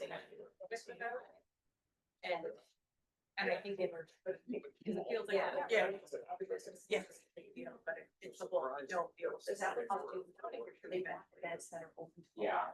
I Or do think they want specific? That's for me myself, that's what I would wanna see because obviously it's a smaller Feel like that. campus, so I feel like. I'm gonna be the mean facilitator. 3 more minutes, everybody. I would Okay. love to be people maybe out. Oh, good. Maybe meet more people of the community, not just this whatever. This is that, because like this actually kind of covers the community involvement part. This is basically a particular event that we're talking about. Yeah. So we can explore multiple events and getting involved in the road. So for me, it's this, that. Yeah. You got it. Excellent. Got your 6? Yeah. Yeah. So would one of you, while that other group is finishing, mind sitting with her and bring your 6 and she'll start to see stuff. Very good idea. Over to that. These two pressure. I like the, like, I don't. Like- I'm not listening to her probably, yeah. Don't for me the ones that are. I would say. I think it's there to, yeah. Stand along. This is using resources, for students, so like, yeah, so like housing, transit, yeah. Were you wanting like cool? Student friendly places? And then, yeah, this one's pretty. Yes, but, and I think there's a. We'll look at the others. Okay. Yeah, and then, oh, this community survey is pretty clear too, and then just create an incentive and connection with businesses. That works with the. Great, thank you. Yes, it's all about, I remember how we work together better to provide specific vision. And I would do focus very much on the youth, providing learning opportunities, providing. Yeah, so I work on. So from my perspective. That's part of the other part of this, be able to have students identify places that. Not just to. We would have had a card with better. Your student, yeah, yeah, like. Yeah. Yeah, like, I was gonna say that. right, Yeah. Sometimes I live like. Yeah, it's kind of too, yeah. Trying to like reach them. He's coming over. Oh, this is amazing. Like, My- build No. a spot. Yeah, where it's not, but they don't. Feel welcome. There's Be there every. But here's the amazing part. What is my favorite ice cream? Or what were you? No, that's so many apologies. It's maybe just. Can we be friends?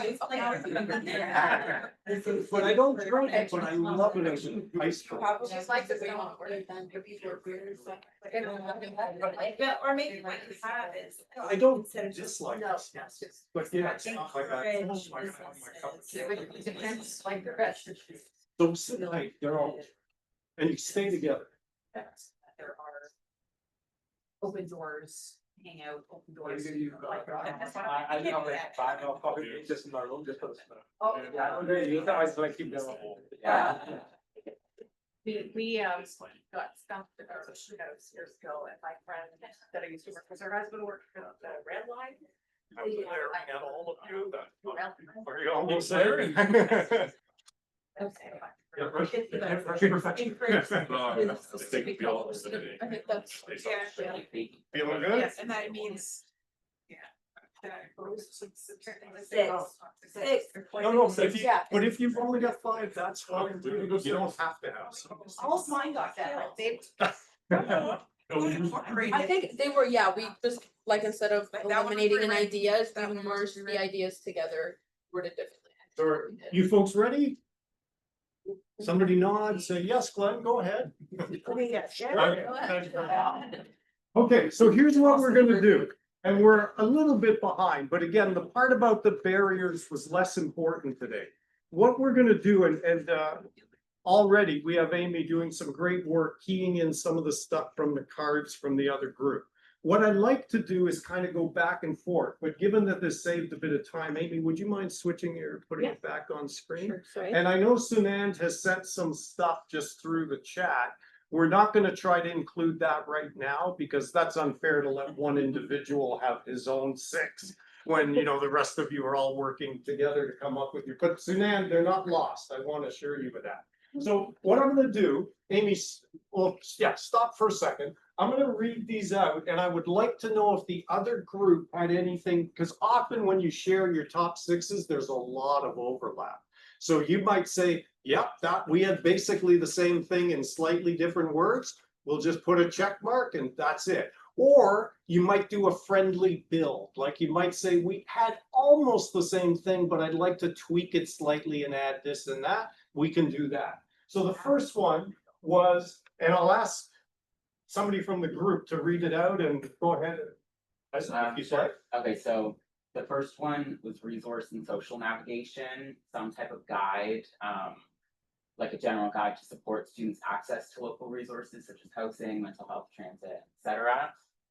The second one was. Hold on, no, one at a time. So this is a resource, and is it a e-navigation? Yeah, guide? like It's if an you could do electronic. Something, like say on the City of Brantford website. Okay. Did you have anything like that? No. Really, no. Okay, so that's great. Now go on to the second. Okay, so the second one was to ensure students are invited to opportunities to be involved in community. So such as local events, programs, and volunteer opportunities, perhaps some sort of newsletter, but just increasing that community cohesion through, you know, letting students know about what's going on and providing opportunities for them to be involved. Okay, so I'm getting a thumbs up. You guys had something left. All right, say guys, you folks had something similar? Yes. Okay, great. And then let's go to the third one. So we want to do a campaign focused on increasing the sense of belonging among current post-secondary students. So like a campaign on, you know, what makes these institutions unique and sort of instill some pride in the students. Is that one clear? Did you folks have? Yeah. Yeah, well, feel free to do a friendly build. Yeah. How could you strengthen that one? We had written out to survey to find students out what they appreciate in Brantford, like what makes them feel like they want belonging in the community, so it's almost like that would come first and not second. So we. Okay, she's got it already. You had a survey. She was typing it down. So it could be then at the beginning of 3, just say here, conduct the survey Yeah, to help inform a subsequent campaign focused on blah, blah, blah. Is that working for people as a friendly bill? Or was your survey different? I think our survey was pretty similar, but the first one, I think I think it was just making, it like easier to access these, because there is some supports, which is having, something that like all post-secondary students can go to Oh, for number one. Sorry, That one was more about ease of use and about access. Some things like that already exist. Yeah. And so we just wanted to make sure that part was captured in that. so to support students with ease of use and access to? Yeah, would that be- that's more of that, yeah. Okay, so to support students with ease of use and access to, and we can massage it a little bit post-meeting. So let's do the fourth one here, and then I promise I'll come to your group. Go ahead. So this was Counselor Samwell's sort of out there idea. Oh, you're blaming her. It's a good idea. It's program, like it's some sort of program to partner a student with a community member, or it could be counselor, as sort of a mentor to like enhance their connectivity, introduce them to people around the community, and just gain like a better knowledge of the Brantford area. Interesting, yeah. Anything like that? No. No. What about no, I guess not, no. Okay, so now before I do the final two from this group, I'm gonna ask this group to give us 3 or 4 that we haven't already covered. So who's your spokesperson? You did a great job. Hey, Justin, I think it's you, Justin.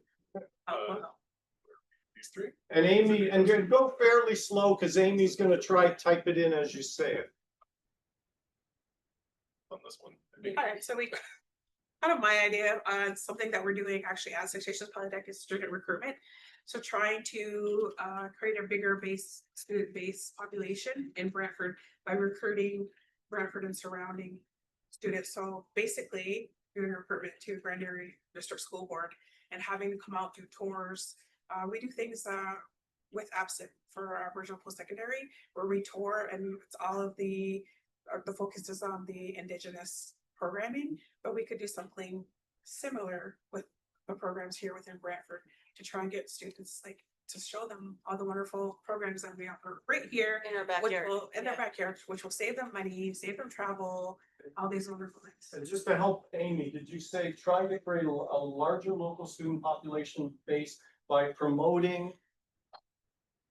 Oh, you had it. Say that what you said, it was promoting and something locally, dude. Just say what you said before.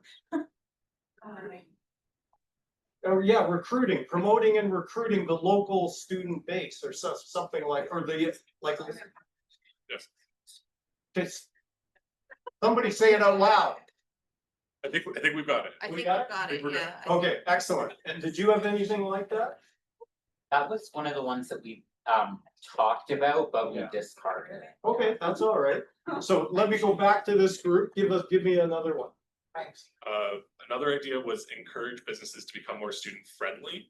What that looks like in action, a little bit milky, cloudy, but something that basically creates a program or something that shows that businesses are student friendly in the sense that they are allowed to hang out and study, they are welcome and they hire them, they have people like them there to be served, places. Would you like to add? Go for it.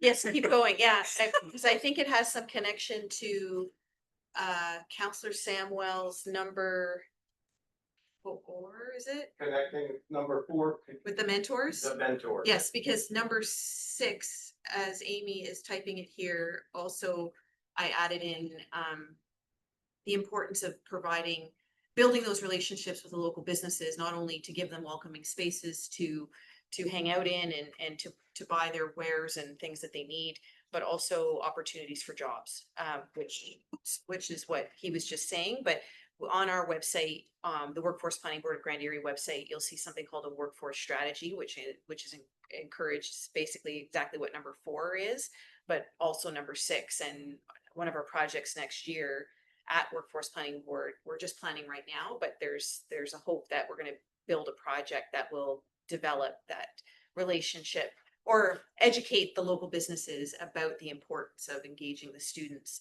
in a variety of different ways and providing mentorship and experiential learning opportunities.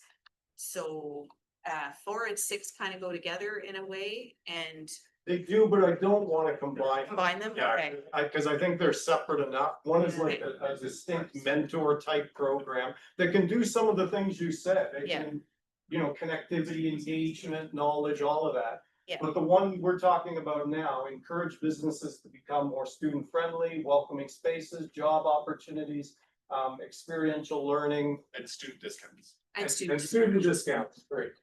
Okay, so give me one more from this group we haven't talked about yet.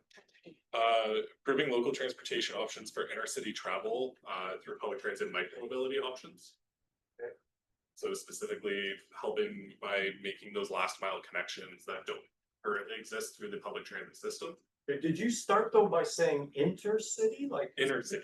Inner inner city. city. That's what I was thinking, how are you doing micromobility intercity? Okay, inner city. No, intercity city of Okay. Brantford.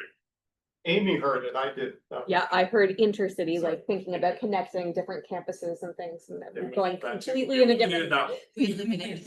So improving local inner city transportation through such things as micromobility, Yeah. et cetera? Okay. Did you have anything like that? No.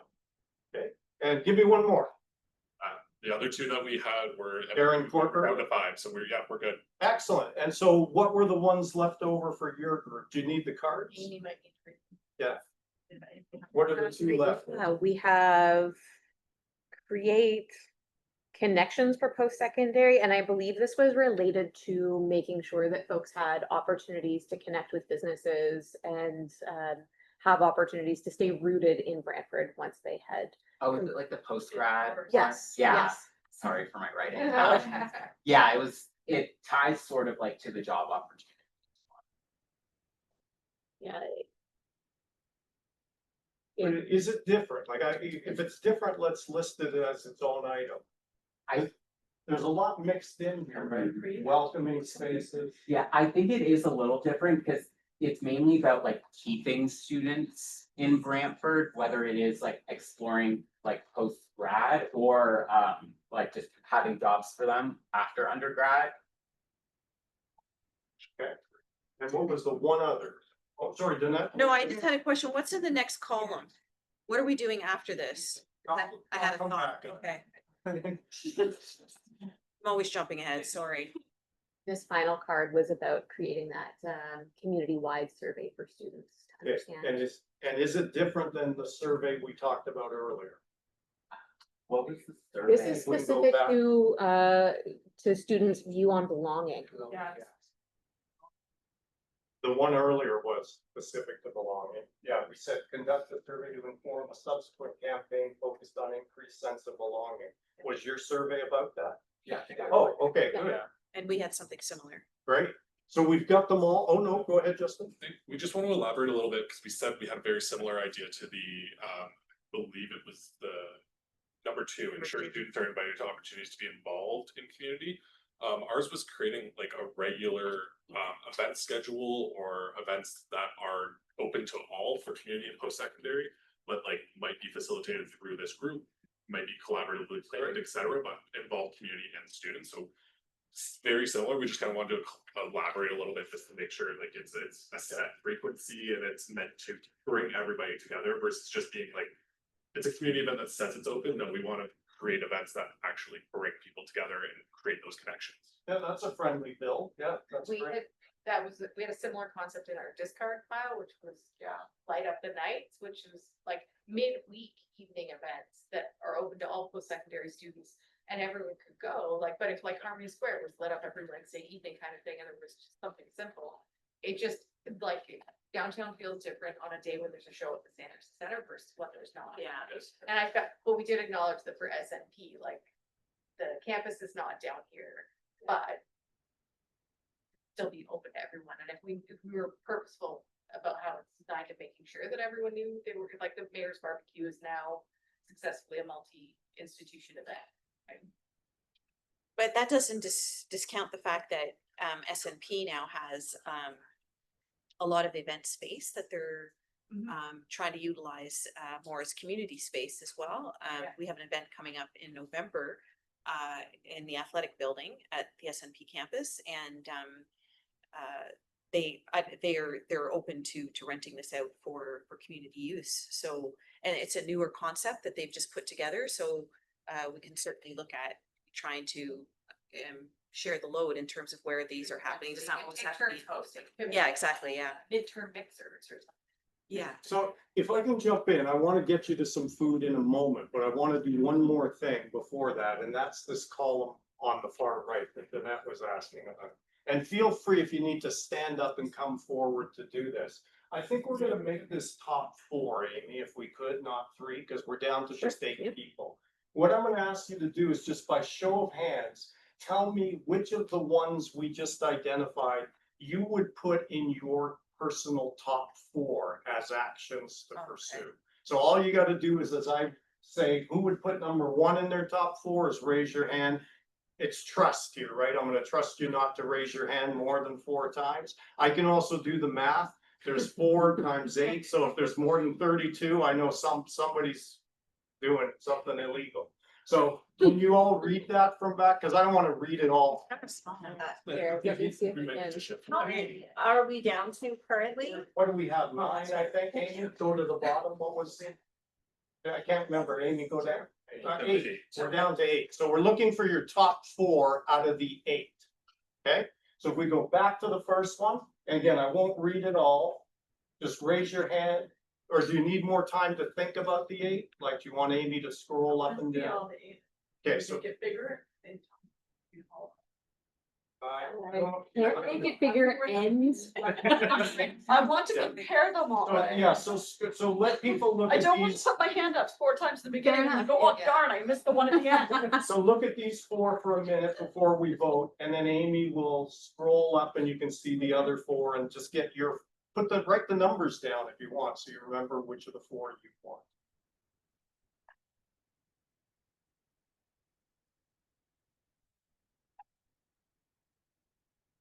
And again, so Corey, our friend from the clerk's office doesn't get excited. We're not voting. This isn't like, it's not a vote. We're just trying to get a sense of these 8, which are emerging as perhaps more of the more important ones from your perspective. A call to action.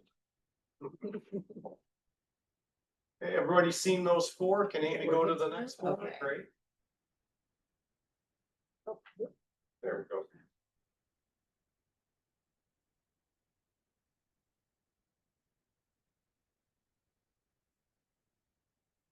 I was just thinking, here I am doing this for you guys. This was given to me by Sheridan College when I did a guest lecture for them.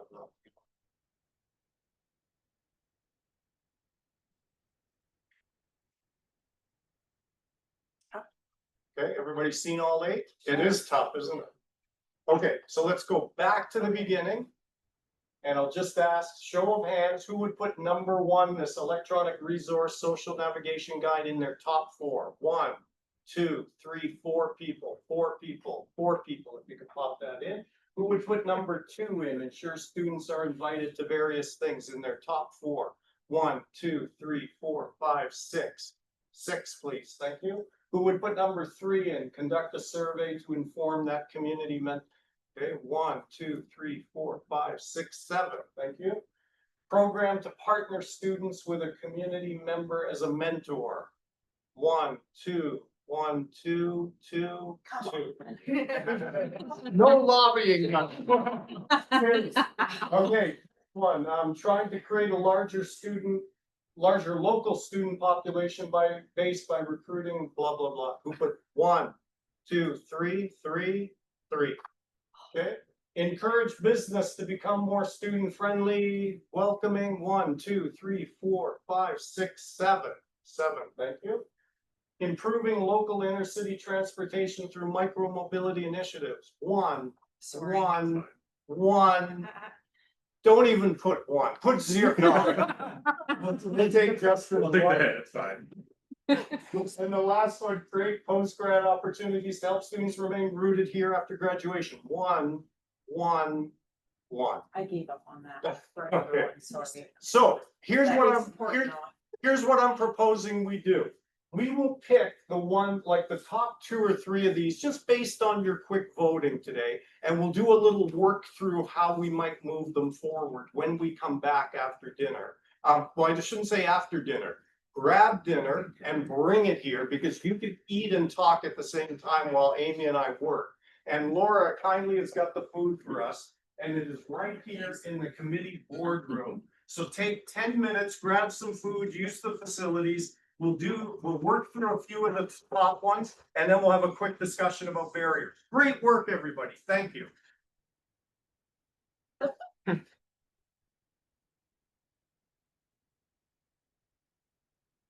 Oh, and sorry, no food for those who picked micromobility. That's not fair.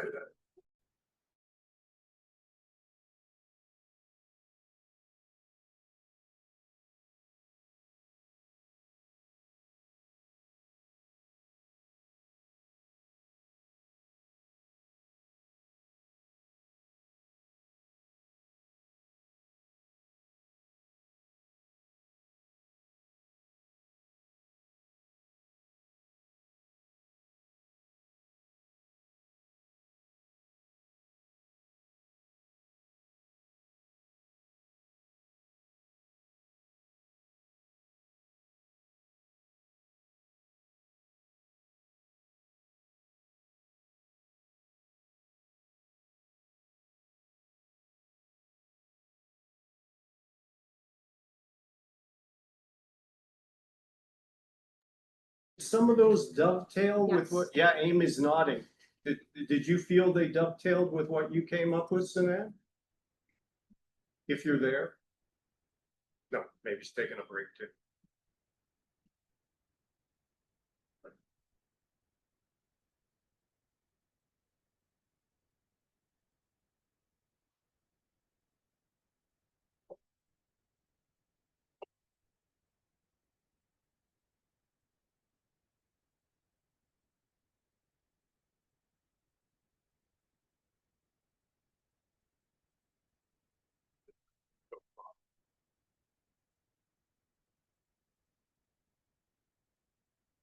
What if we only did 2 of these? Would We that- can do 2. Yeah, because I'm thinking, I do want to have a bit of time to talk about barriers. Yeah. But you've got all 3 in queue. Let's see how quick it goes.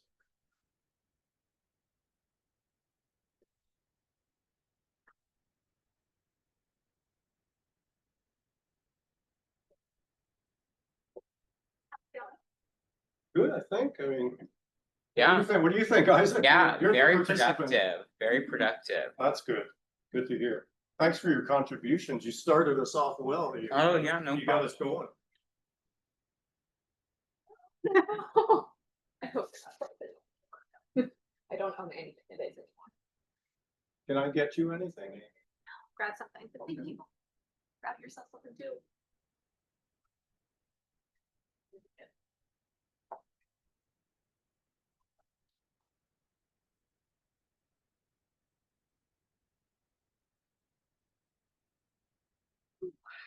Why do I keep getting on camera? Why do you keep catching me? Maybe it like just picks up on, oh yeah, it just picks up on whenever there's movement, I Oh, guess. maybe. I was trying I to look figure, up there, I'm there, and it's like, no, Yeah. I'm not camera friendly. I was trying to figure out where the sound was coming from, because it sounded like it was coming from up here, but I didn't know where. Oh.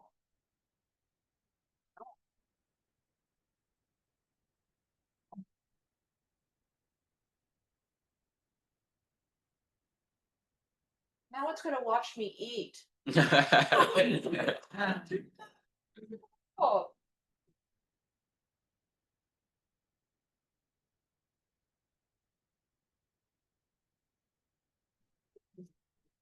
Me too. Oh, right, Oh no, because it's a little plate.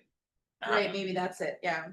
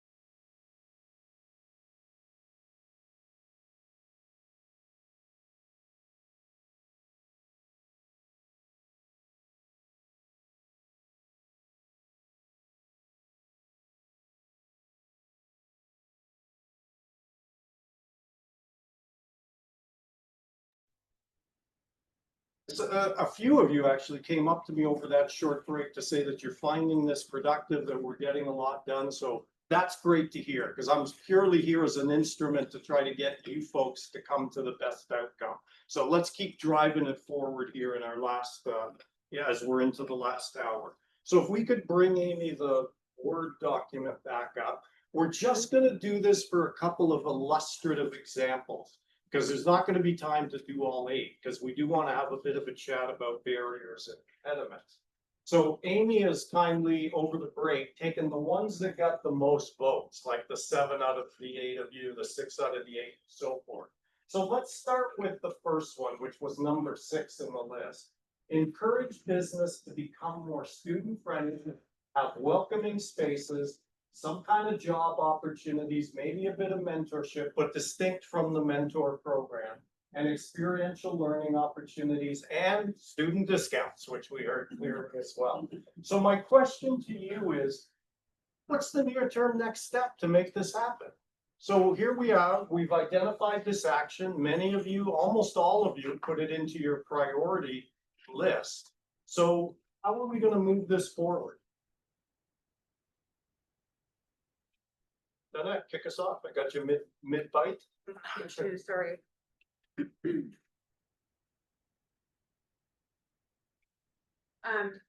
Okay, so we have a project work plan that is basically year to year, April 1st to March 31st.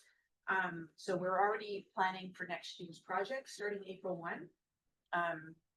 And as a result of our work that we've done with something called the workforce strategy, we're looking for opportunities to partner with folks in the community to bring forward an engagement campaign, basically with employers, to help them to better understand the importance of collaborating with our educators in our community, so that they can attract talent from students that attend the various different educational facilities in the community.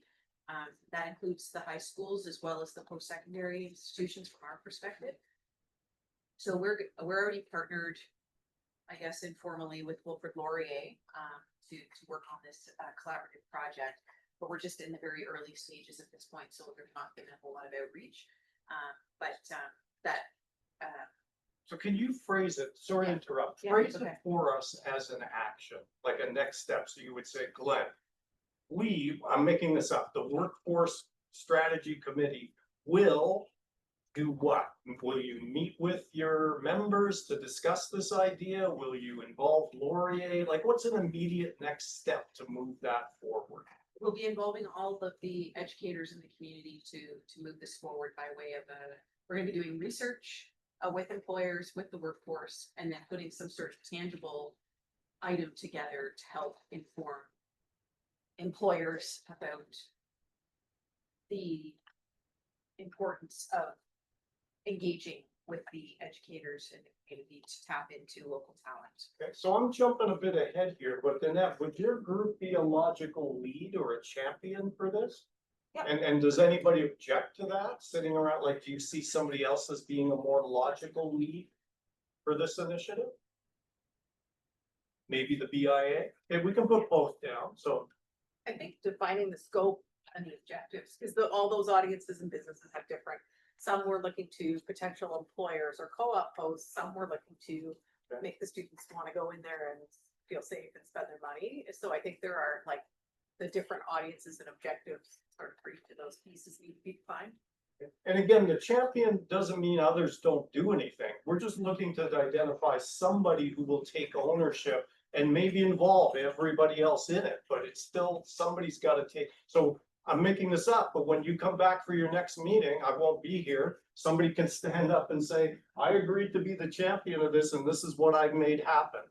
I would remove the BIA, no offense, because they have I'm informed they seem to have a very specific mandate of beautification and marketing. So I think they would not agree with being the lead on this. As well, the BIA obviously is just the downtown businesses, and we would be looking at businesses right across Grand Erie, not just in the downtown of Brantford. I'm seeing some quizzical looks, Oh. maybe some disagreement with what this is an open forum. Jump in if you're feeling differently about it. Counselor Justin? I think that, like, if you talk about the BIA and like having a marketing perspective, I think being a student friendly business is a new form of marketing. Oh, for I'm them. sorry. I thought this was just the job piece. No, But this you're is talking about the whole. the okay. whole item. Okay, Right? sorry. Six. I still don't know, I don't know, Counselor Samwell, what would you think of, what would Annette and others say about their involvement as a lead on this?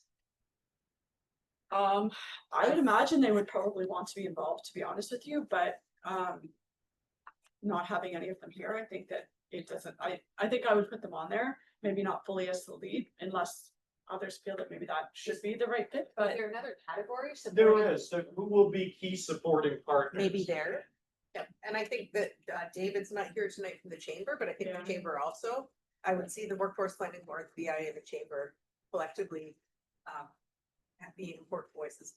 Okay, so Amy's added in BIA and the chamber as supporting partners. Any other key supporting partners on this one Economic development.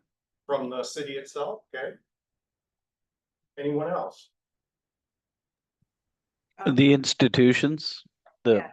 post-secondaries. Post-sec ed education institutions, thank you. Like, I think the career co-op folks for us, especially because then that keeps us from going backwards on things that we have maybe already done. And sorry, Beth, who did you say? Career and co-op. Career. So they have some relationships, they'll understand how do we level up and deepen that instead of going backwards and work that we've already done.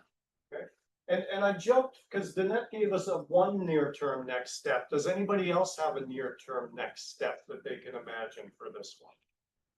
Identifying the criteria that makes a business student friendly. Okay, and any sense of who would do that? Great question. So identify the criteria that makes a business friendly, but who might spearhead that? Doesn't have to be a whole new champion. I'm just wondering who we're imagining might do that.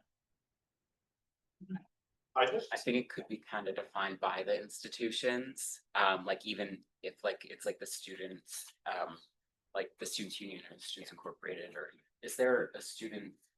No, then I think maybe like just the student rep. Yeah, the student reps, like if there's some type of like, you have to have like a, you know, student discount, or you're able to pay with your like one card or whatever, like, I think that the students associations could. That'd be great. Like imagine, Isaac, if you went and did a few focus groups with students, you know, and others did on other campuses, and you bring that intelligence back around the criteria. Yeah. Okay, excellent. And so again, I'm moving us quickly. This really should take more time. I'm just trying to do a couple of these as illustrative examples. How will we resource this initiative? Like, do we have the money and the people already in play? Like Danette's all talked about, she's already moving this forward. Go ahead, Danette. I have the money and the people, yeah. Oh, okay, good. Others are, you know what I'm liking about this? I'll be honest with you. I'm loving that we're not putting everything on the city here. Like I've done meetings like this where people say, the city needs to lead it. You know, I'm looking at Aaron, the city needs to pay for it. So it's nice that we're talking about how we can collaborate, and this is beautiful. This is what we want to do. Anything else around the resourcing? Like, we don't need any new money for this, like we can do it through our existing channels. We will need more money than what I have to bring to the table, but that's my job. Okay. Figure that out. Anyone else on resource? Well, and there are, Isaac could speak to it more than me, but like if it is a student if the students are the benefactor of the initiative, we have a student life levy that does intake for proposals, so if it was the direct positive impact on our students, we could put a proposal forward and maybe attain funding. If we came up against, you know, we need a certain dollar amount for something. Great. And then I have one more question for you. We said, what is the approximate timeline? But what we really, I think what I want to ask you today is start. Like the start time is key. Is this going to get going in a month, 2 months? Like when can you see this? Because remember the question earlier was, what can we do that's tangible and meaningful over the next 2 to 3 years, but that will actually produce some results in the next 12 months? So how quickly can we start this? April 1st. April 1st. So that's 6 months away. Are we feeling okay with that group? Yeah, people are nodding. Okay, so April 1st as a start. Anything more on this? And again, my apologies, I'd love to go into more depth on it, all of these, but I want to just do a couple to get the group going.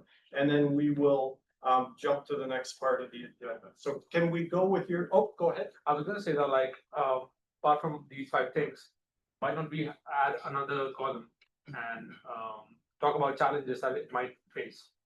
We're gonna talk about challenges in general in a few, well, not a few minutes, but in about 15 minutes. So hold that thought. And by the way, Amy tells me, and Sunan, feel free to jump in here, that some of the ideas for actions that Sunan sent through were dovetailing nicely with what you came up with. And he's also identified his top 4. So Sunan, did you want to say anything about that? No, I think the comments that I had and the ordering really bubbled to the top with respect to the same things that I had. I was really just focusing a lot more on leveraging the post-secondary institutions to try to partner with driving industry to come here. So that creates more jobs for students as well. Co-op, so on and so forth. But no, it's all reflected here. So thank you. Perfect, thank you. Okay, so let's do at least one more. So the next one was conduct a survey to inform a subsequent campaign that would be focused on increasing sense of belonging among post-secondary education students. So there's a couple of components. There's the survey, and then there's a subsequent campaign around belonging. So let's talk first about near-term next steps. I would imagine somebody's got to craft a survey. Somebody's got to figure out the methodology. How are you doing this survey? Kick us off, Isaac. I think like, yeah, definitely post-secondary institutions defining what the survey is, making sure it's like one cohesive survey that goes out to all students. And then like we're working from there on the result. And so you're saying post-secondary institutions could lead the charge on the methodology and the survey instrument, the questionnaire? I think so. Yeah, anybody disagreeing? No, I agree. Like the Hub for Community Solutions I mentioned might be a resource for us, but then we would also each individually have ethics, compliance to get Yes. through as well and all of those things. So we'll just. So should we say the lead here will be the post-secondary institutions on this item? Or at least on the survey? The campaign might be different. So maybe we can just identify that, we'll give Amy a second to catch up. Just 1 second to that. So for the, yeah, PSCs, but maybe just put in brackets for the survey part at least. Okay, and Donette, go ahead.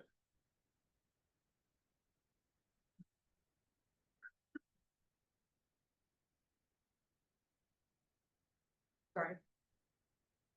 It's possible that with the survey work that we're doing next year to inform the project that I just talked about might allow us to capture some of this information. So if Christina and her team don't have the capacity to run something separate, I can work with her to see if we can somehow incorporate it into the survey that we will be running, but it won't just be students necessarily that are responding to that particular survey, but we will ask that question.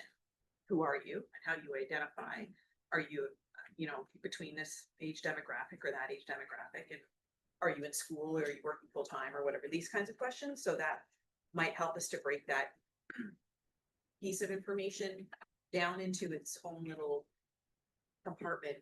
If we can't do, I just wonder how the Hub for Community Solutions would capture student information at Wilfrid Laurier, Conestoga, and Because we have a listserv with all of our students, they have a listserv with all of their students, they have a listserv with all of so their you would just students. share it out. So we would just share, like if Okay. the goal is to speak to current students, that's actually the easiest lift for us. in terms Okay, of, perfect. Like if they drop out tomorrow, their name's not on the list the day after, like it's pretty real-time data sets. So I think given what we wanna, who we wanna speak to and what we wanna understand from them, that might be better than something with a really wide funnel at the top and trying to whittle down from there. Well, I'm working with Christina on this project for April 1st start. So maybe between her and I, we can figure out.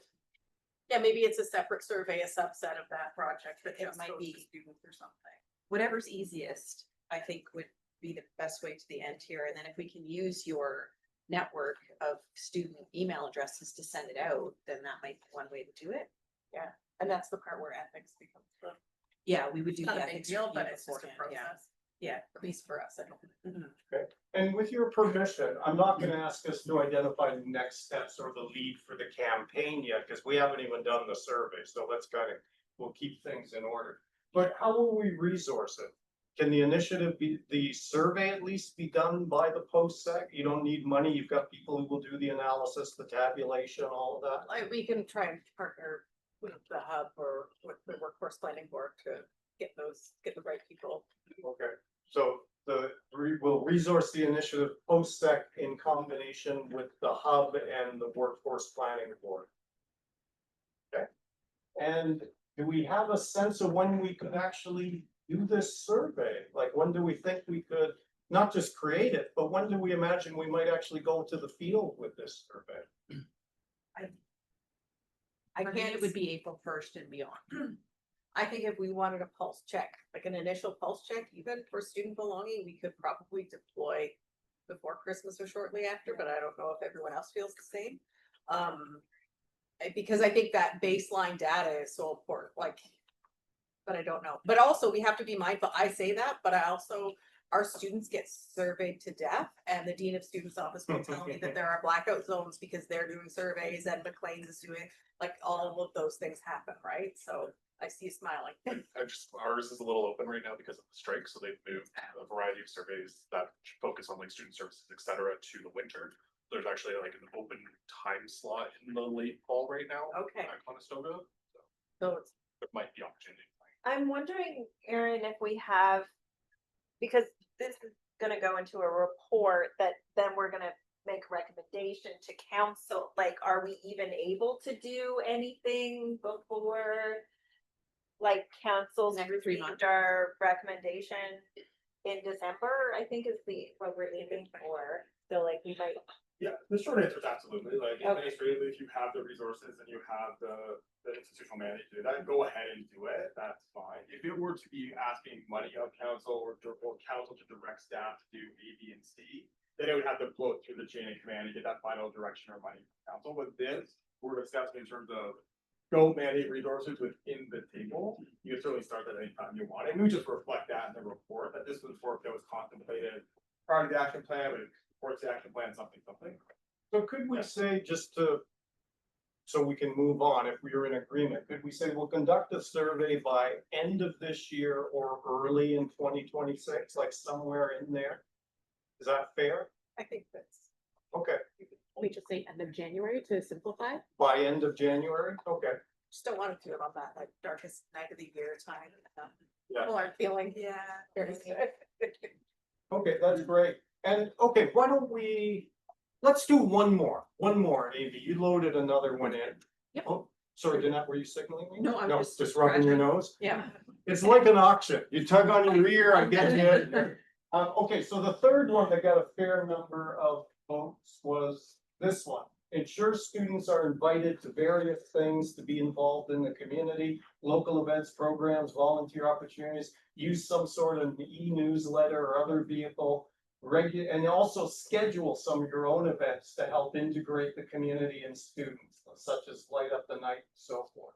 So with that as the core idea, what's the near-term next steps? What can we do fairly soon to move this idea forward?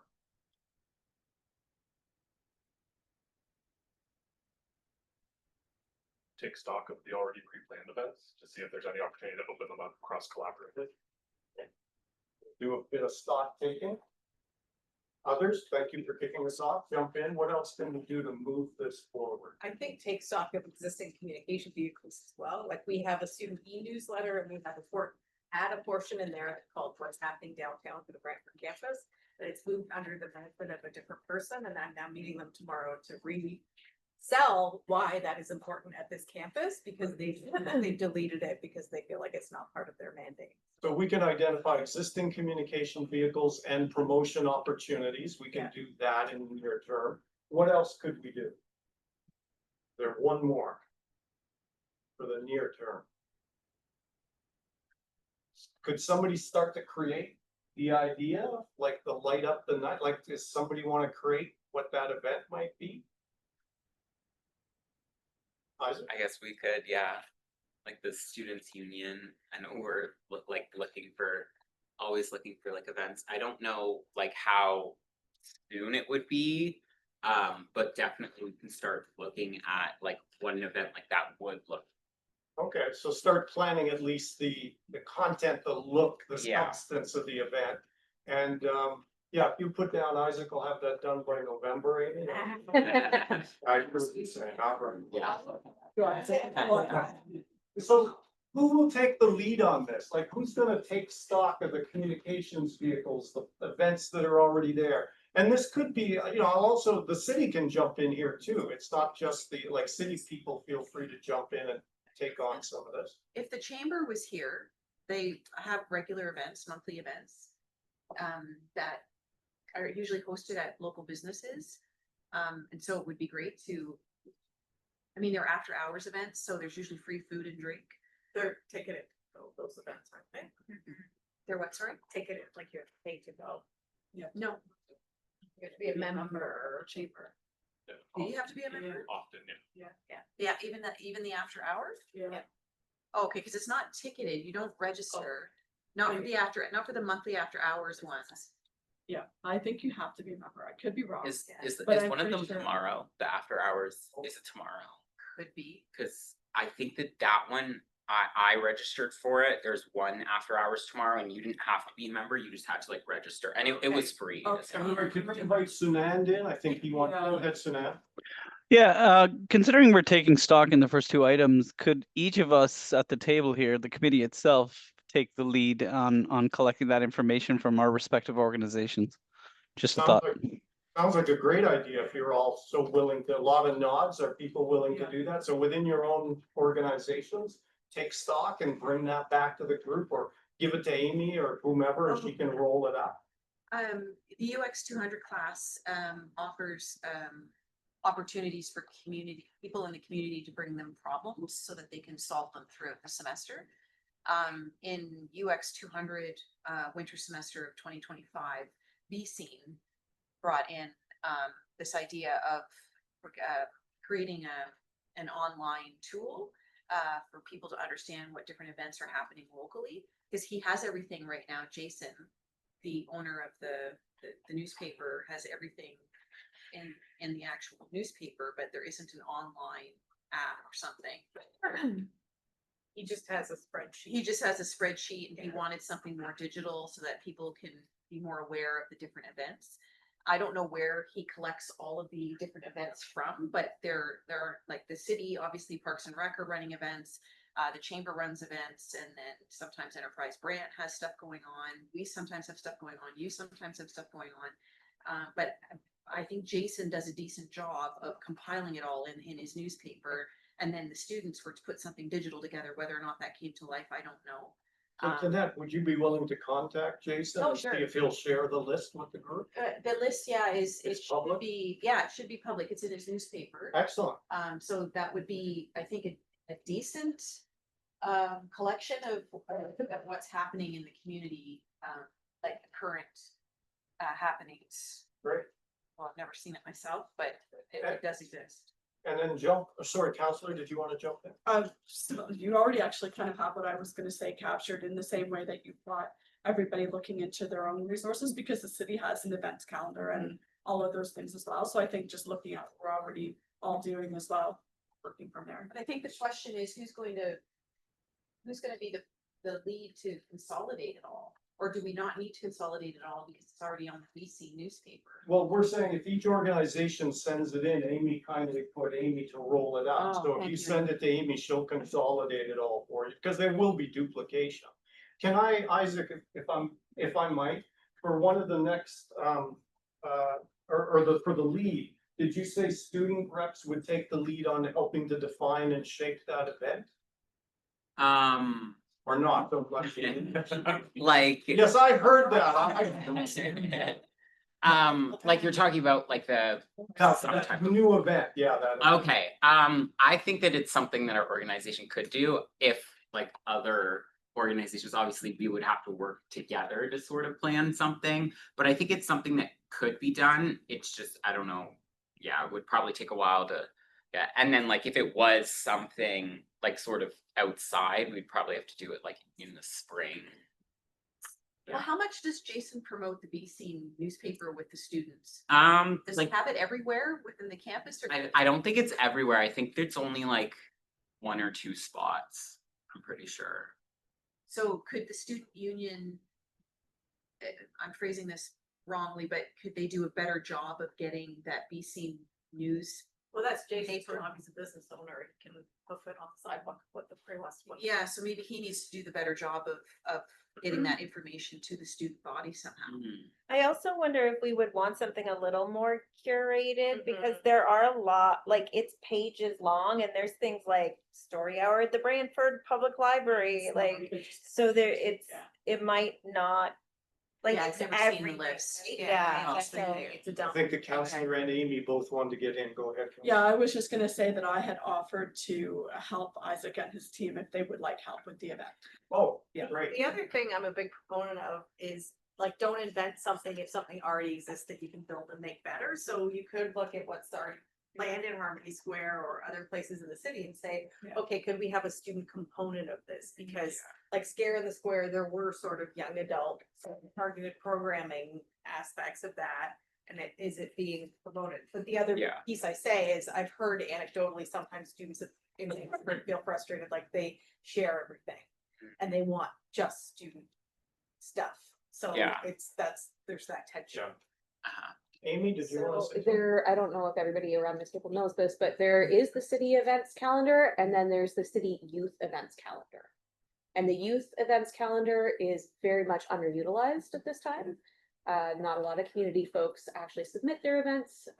And so it's like looking like a pretty empty calendar, but there's a lot, I'm sure, that's going on that could be captured there. And how does the city define youth, like 25 and under, or? Okay, Well, for the purpose of this calendar. okay. But each event, yeah, it's different in different spaces depending on how things are being funded, et cetera, et cetera. But each event, when you click it, you open it, it'll tell you who it's open to and available to. Great. So jumping to the timeline, is there any reason why we couldn't do this stock taking and identification of opportunities in the next 6 weeks? Like, could we not get that done by the end of November? Are we good with saying that? Amy sent a clearly worded email with simple. Fields, yeah. Okay. Yes. And I'm gonna skip the resources. It sounds like the first part of this we can just do on our own. We don't need to find any additional resources. Okay, so I wanted to, you've been such a great group and I want to keep it going. I know I'm pushing you hard today, but we got about 20-25 minutes left. And Amy, if you wouldn't mind going, I'm gonna change it up a little bit because I have something else imagined, but we're a little tight on time. I would like to get a sense, and we're not gonna do small group discussions. I want you to just sort of yell out in 10 words or less. Sorry, if you can go back a little bit. Yeah, right here. What do you think are the 1 or 2 key impediments that are within your sphere of control that might have an impact on the success of this group? Like, what are you imagining might get in your way of success? And again, that are within your sphere of control. Like if you say, the police won't do this, well, I get it, but you don't have control over the police. Kick us off, guys. I know, I'm assuming it's similar at Conestoga, but all of our terms are 1 year. So like coming in a new set of student leaders every year who may have like different priorities or not be in the loop about things. So turnover on the committee itself, whether it's students or others, that's gonna have an impact. Good start. Others, jump in. And Amy, are you gonna jump to different tables each time you put, like, are you, the Sure, next one, are you yeah. gonna put it in another, okay? Yeah, go ahead. Yeah, I was gonna say time and capacity, because like, some people might be available at like, so one certain time to discuss, stuff. The others might not be able to, so I think time and, capacity is a major thing. Yeah, I mean, look, today we had 2 members who had to leave early. Yeah, time and capacity is always an issue. Others, jump in, give us a few more impediments that you, and be bluntly honest. Like you say, look, you know what's gonna be our downfall? We don't get along outside this room. I'm making that up. I don't know. But what are the real impediments to your success? We don't really have, because we're just starting out, we don't really have processes in place for like, we're gonna be meeting 3 times a year, so like, how does work happen outside of meetings? That's a good, so outside of meeting, lack of defined outside of meeting processes. Yeah. Beautiful. Keep them coming. What else is an impediment? Danette? A lack of understanding as to what each group can and will do. I thought there was a list of what all of you sort of do. Amy's nodding. Maybe that needs to be I circulated. haven't seen it, but the BIA, for example, one of my first meetings, the item, like, I can't remember what we were talking about, but I think it was Annette who indicated that it's okay. The mandate of the BIA is beautification and marketing, period, end of sentence. We don't go anywhere else beyond that. But that isn't the case for other BIAs across the province. So I'm not sure why they have that understanding. Was there something else that happened? Like, is there some other? Well, that would be their terms of reference. That'd be an issue for So- that committee's terms of reference versus that committee's interpretation of their terms of reference. Which are approved by the board and then ultimately by council. I think so, yeah. But Danette, Amy has put in your point about lack of understanding and Yeah. clarity about what each organization does is what's in scope. Yeah, I think the list is good to have, but why couldn't Is there one some of these? or two more impediments that something anybody different wants to outside the identify? box? Big things that you think might get in the way of success? I don't know if it's a big, but you alluded to in your introduction that like there are a lot of challenges right now in the post-secondary sector, so convincing our internal partners up, down, and across our organizations that this is a priority, that this warrants our time, or that we need to apply resources and energy to it. That's an important, securing that internal buy-in can be a job in and of itself, whether it's the counselor working with other counselors or you getting your folk, okay, that's good. Anyone else, anything? No, the counselor's not smiling. Anything else in terms of big or reasonable impediments? Okay, so let's just do a couple of them. Because we've got about 17 minutes to go. If we could go back to the top, thanks, Amy. I'll just go in the order that we heard them. So this is a tough one. How do you mitigate or prevent turnover? I don't think you can prevent it because there's gonna be turnover. So how might you mitigate that? Could you have staggered? Like, is it every year? Like, can you make sure half the people stay? Like, you know the way you stagger a board, right? So everybody doesn't leave after 2 years and you get a brand new board. What might you do? Sunan, go ahead. I'm a big fan of legacy documents. So whoever's coming out, on your way out, you help educate the team on the way back in. So whatever that may be, whether that's student governments themselves or us employees ourselves. Okay, so we'll get Amy to just capture that. So the idea of legacy documents, people on the way out, helping those on the way in. Thanks, Sunan. Beth, were you gonna say something? No, I was gonna say Sunan had his hand up. Oh, anyone else? How else can we mitigate or address this real challenge of turnover?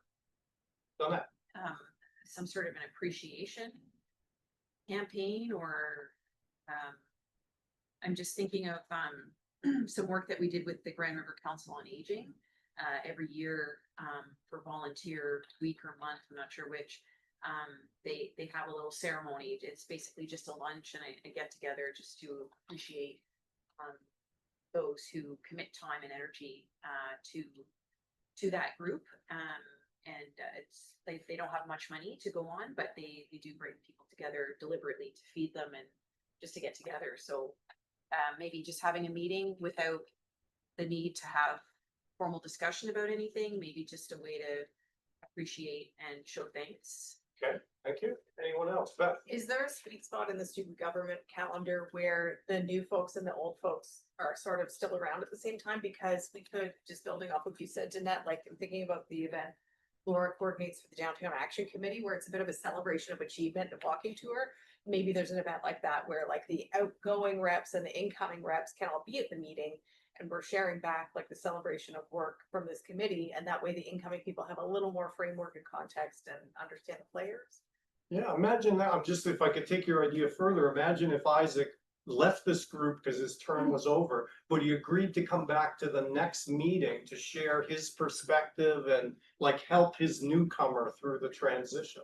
I'm using Isaac as an Yeah, example. I think that is a good possibility. It's just some of the thing that's difficult is a lot of students in these roles are like either have graduated in this their last year or are graduating, so it's like just, living.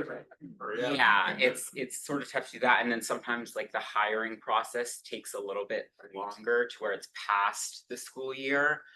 So I don't know how much interest we would get, but I like that idea. I think just like communication is like the biggest thing.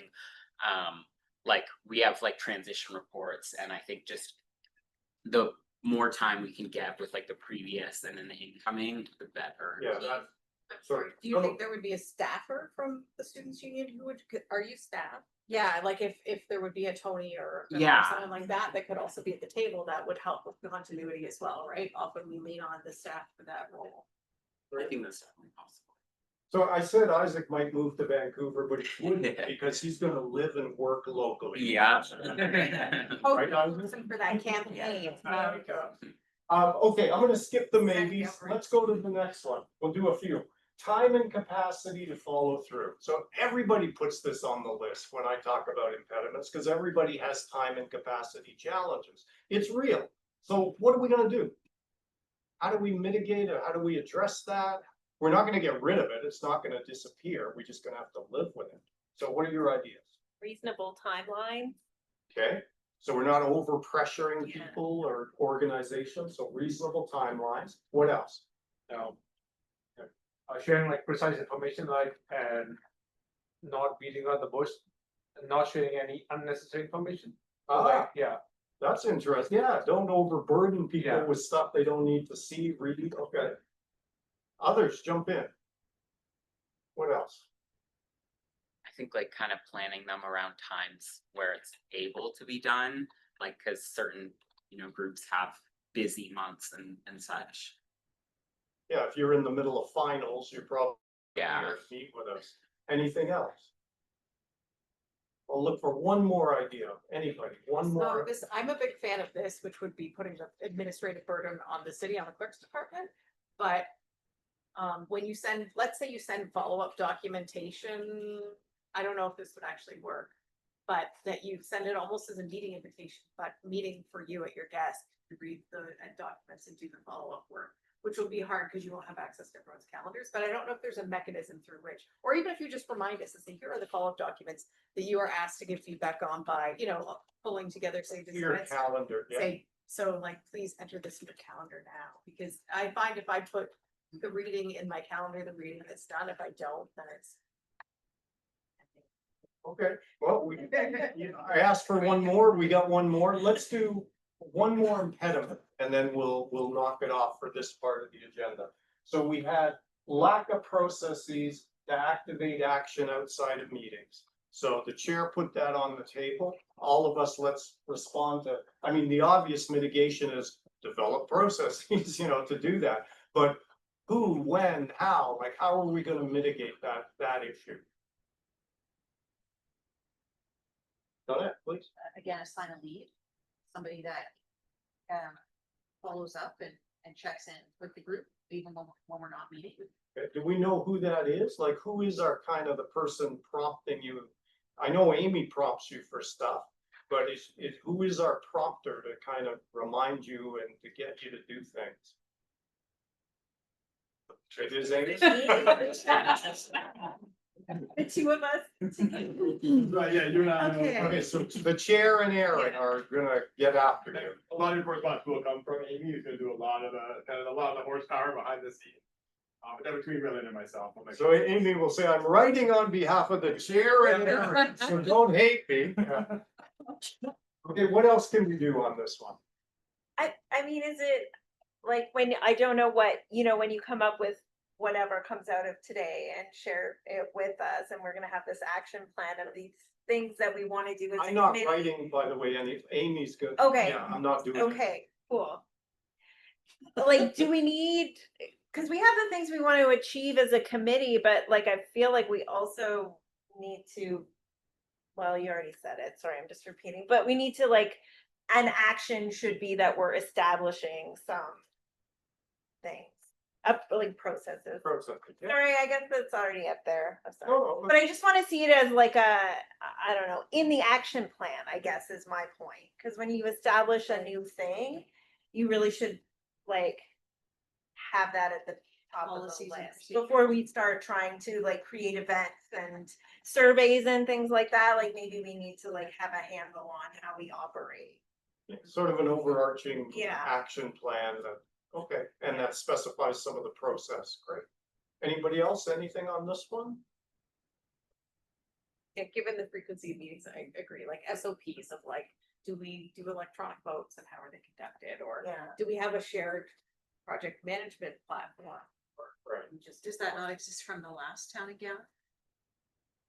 I wasn't on that group, but Does this group permit subgroups to work? I'm looking at Corey, like, let's say three of you wanted to get together to plan that event that Isaac and the counselor were talking about. Can they just go and do that? Like, we don't need some special legislation to allow that? Depending on what it would be, we would likely need a subcommittee. So Formal subcommittee? it would depend on an issue by issue basis, what we were talking about. So it's something we could look at in the future. So we got an action, clerk to investigate the need for subcommittees, okay? Anyone else on this one? Council? No, I was just thinking about that. I was just thinking about what he was saying, and then, so if we want to be able to start any of these things anytime soon, then we already would need a subcommittee. Yeah, that's why I was hoping, yeah, you wouldn't need them, that you could just get started. It would sort of depend on what the issue is. If you are But like looking the to, example is the event. So if Isaac and I said we wanted to get together with the student union to start to look at planning that event, how do we do that? I don't see anything that would stop you from being able to do that. Okay. These Maybe a subcommittee? clerks can look into that and definitely look closer at what the bylaws would be on that, because I understand what you were saying.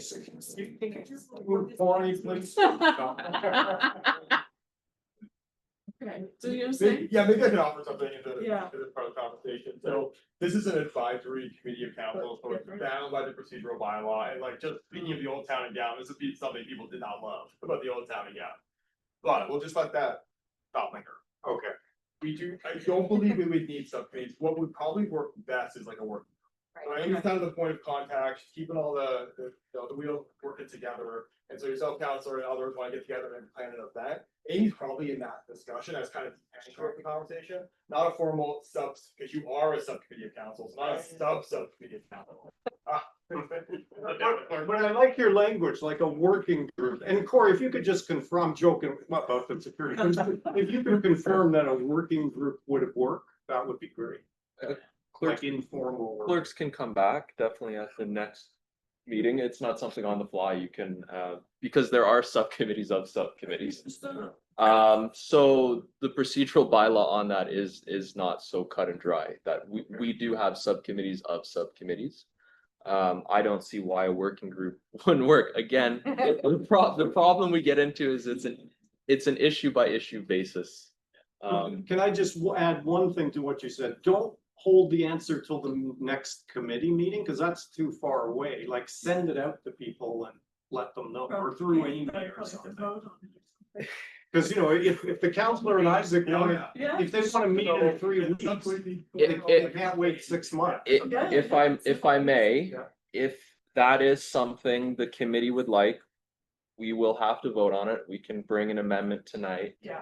For clerks to come back on what the procedure. I'll look to the chair if you would like to. I'll move that. No, I can't lead a vote as the.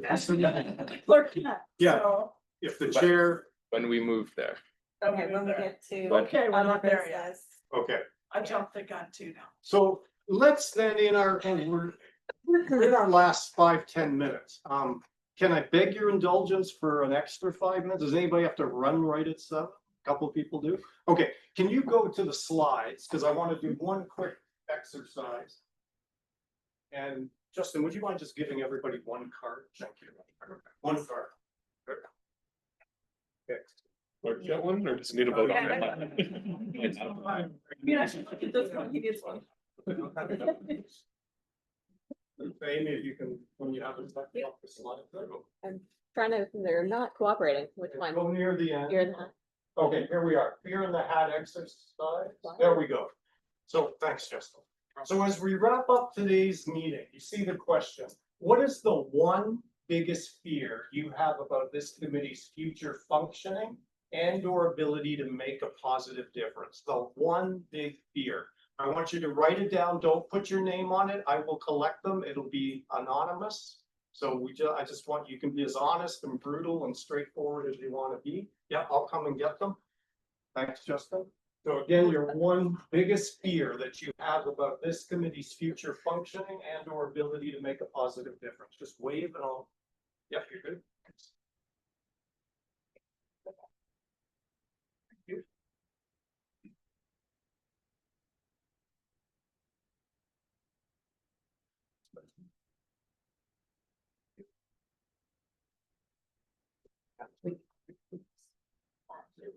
Oh, no doubt. Anyone else got theirs? Thank you. Anyone else? Thank you.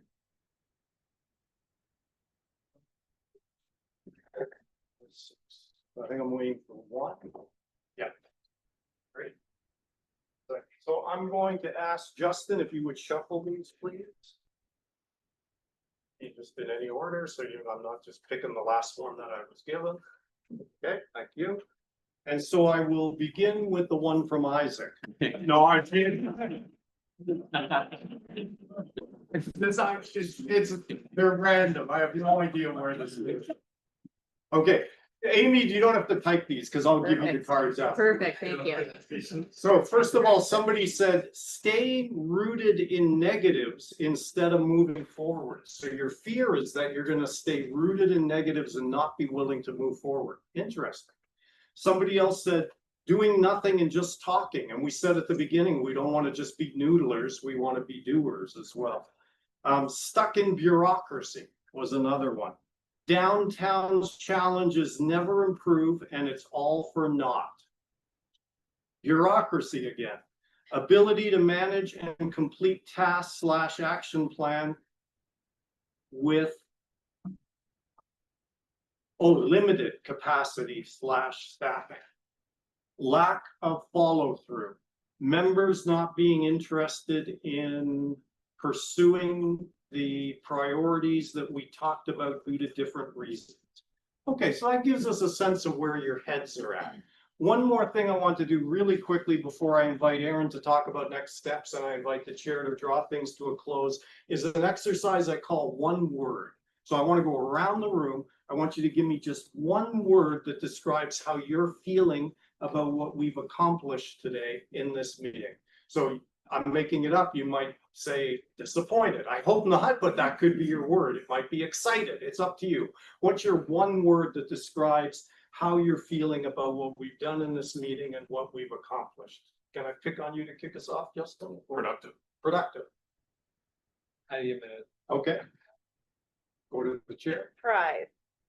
Surprised? Yeah. Pleasantly? I know, I just want to check. Hopeful. I would have said excited, but you already said it. That's okay. That's all right. Nancy, Promising. promising. Isaac, Say like understood, kinda. good. Understood kind is hyphenated. Amy, how are you feeling? Inspired. Inspired, great. And Beth stole mine. that's all right. Yeah. I was gonna say alignment. Alignment. And Sunan, yeah, jump in. Any thoughts, Sunan? I know you. Yeah, mine was hopeful as well. So whoever said that, great minds think alike. Wonderful. Okay, so open forum, are there any other quick questions, comments, observations that didn't naturally fit in the other parts of the agenda before we talk about next steps? Nothing from Sanan, nothing around the table. So Aaron, over to you, then I'll pop in and hand things back to the chair. Go, Aaron, next step. So what's top of mind, I want to thank everyone. These meetings are hard. They're a lot of work. You know, about 20 minutes ago, we started trying to avoid eye contact with the facilitator. As lovely as that is. So I get it. You feel your soul dripping out of your body. This was an awesome discussion. So thank you. Thank you, Amy, Laura, wherever you are. Thank you for all your work. And of course, thank you as always. So in terms of like really tangible next steps, we talked about like taking this big messy conversation, shaping it into something tangible. We'll put that down on the page and we'll probably book another meeting for this group, probably early November. I promise you it won't be 3.5 hours, probably something in the neighborhood of 45 minutes or so. We'll book a meeting. You can look at that action plan on paper. There's still an opportunity to amend and adjust as you need to. We'll kind of get this all on the page and go from there. In terms of, you know, we can talk about this in the next meeting, but how I would envision the work being done is Amy is the anchor of this committee. She's the doer. If we're going to have working groups, we can bring her to that table and kind of keep the momentum going. This group does decide that you want to have subcommittees. Obviously, that is, I'm your liaison. I recommend you decide. So you're certainly welcome to do that. I don't recommend you don't do that, but I recommend you decide. So the next thing you'll see from us coming out of the clerk's department will be an invitation for early November to come back and look at that action plan. We can talk a little bit more about implementation. There may be pieces of this that you think, oh, I should have said, or I wish Amy knew as she was writing it down. Reach out. We may do the same. We may, oh, there's the phraseology there isn't quite, let's find out what's really meant there. And I think that is kind of the harbinger of the work to come, where under the surface of the water, there'll be a lot of work, and we'll kind of come together 3 times a year or so and talk about, you know, celebrate the work or talk about the logistics of the work. So those are my thank yous. I'll just mention this. You do not have to actively remember this, but I'll mention it in case it comes in or comes up. So some of you I've known for a long time, I have really, really bad eyesight. And I have a retina condition that makes it very difficult for me to recognize faces. So if I've known you before that happened, I'm still pretty good. If I just met you, I'm absolutely going to be near you in like a coffee line some way and completely cold shoulder you. And you're like, wow, the town and gown guy's really that is me, not you. So if that happens, please, you know, yeah, I have to be in Amy's personal space sometimes to recognize that it's Amy. So she enjoys that. So I'm just noting, again, you don't have to actively remember that, but if it does come up that I completely cold shoulder you, like next in line at the coffee shop, it's me, not you. And it's just because of my inability to recognize faces, especially if I just met you. But anyway, doesn't have to go in the minutes. I'm just sharing that so people don't think I'm total. You saw me when others didn't, Aaron, so. Yeah, that's right. No, that's a long time. That's right. If you got in under the wire, I can still see. We're friends forever. Thank you so much. So just before, were you done? I am, yeah, back to you. So just before I hand things to the chair, I want to thank you again for the opportunity to work with you today. I want to thank you for sharing your wisdom, your insight, your perspective, your knowledge. I think we've done a lot in 3 hours today. So thank you so much for all of your contributions. Greatly appreciated. I wish you the best of luck. Travel safely this evening. Take micromobility if you have the opportunity. And Chair, over to you. And thank you, Chair, for allowing me to participate. Thank you. Thanks, everybody, for your participation. Now we're moving on to item 4 of the agenda, items for consideration. So are we amending something? We have a motion on the floor from the report that was in your package. I'll read it as follows. So we resolved that report 2025-500 titled Town and Gown Advisory Committee Action Plan Workshop be received, and that staff be directed to incorporate feedback provided at the special Town and Gown meeting from tonight, October 6, 2025, into a draft Town and Gown action plan to be presented to the Town and Gown Committee. Can I get a mover for this motion? Oh, sure. All right. Counselor Sandlin. Can I get a seconder? Thank you.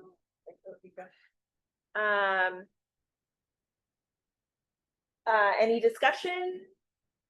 We're all discussioned out. Okay, all those in favor? Hands. Yeah, I think so. Yeah. Any opposed? Seeing none, motion carries. Moving on to, there's no consent items. There are no other resolutions. There's no notices of motion that I'm aware of. So I think that's it. So meeting, do we have to move to adjourn? Okay, it is 7:05 and meeting is adjourned. Thanks, everyone. Thanks, everyone. Thanks, everyone.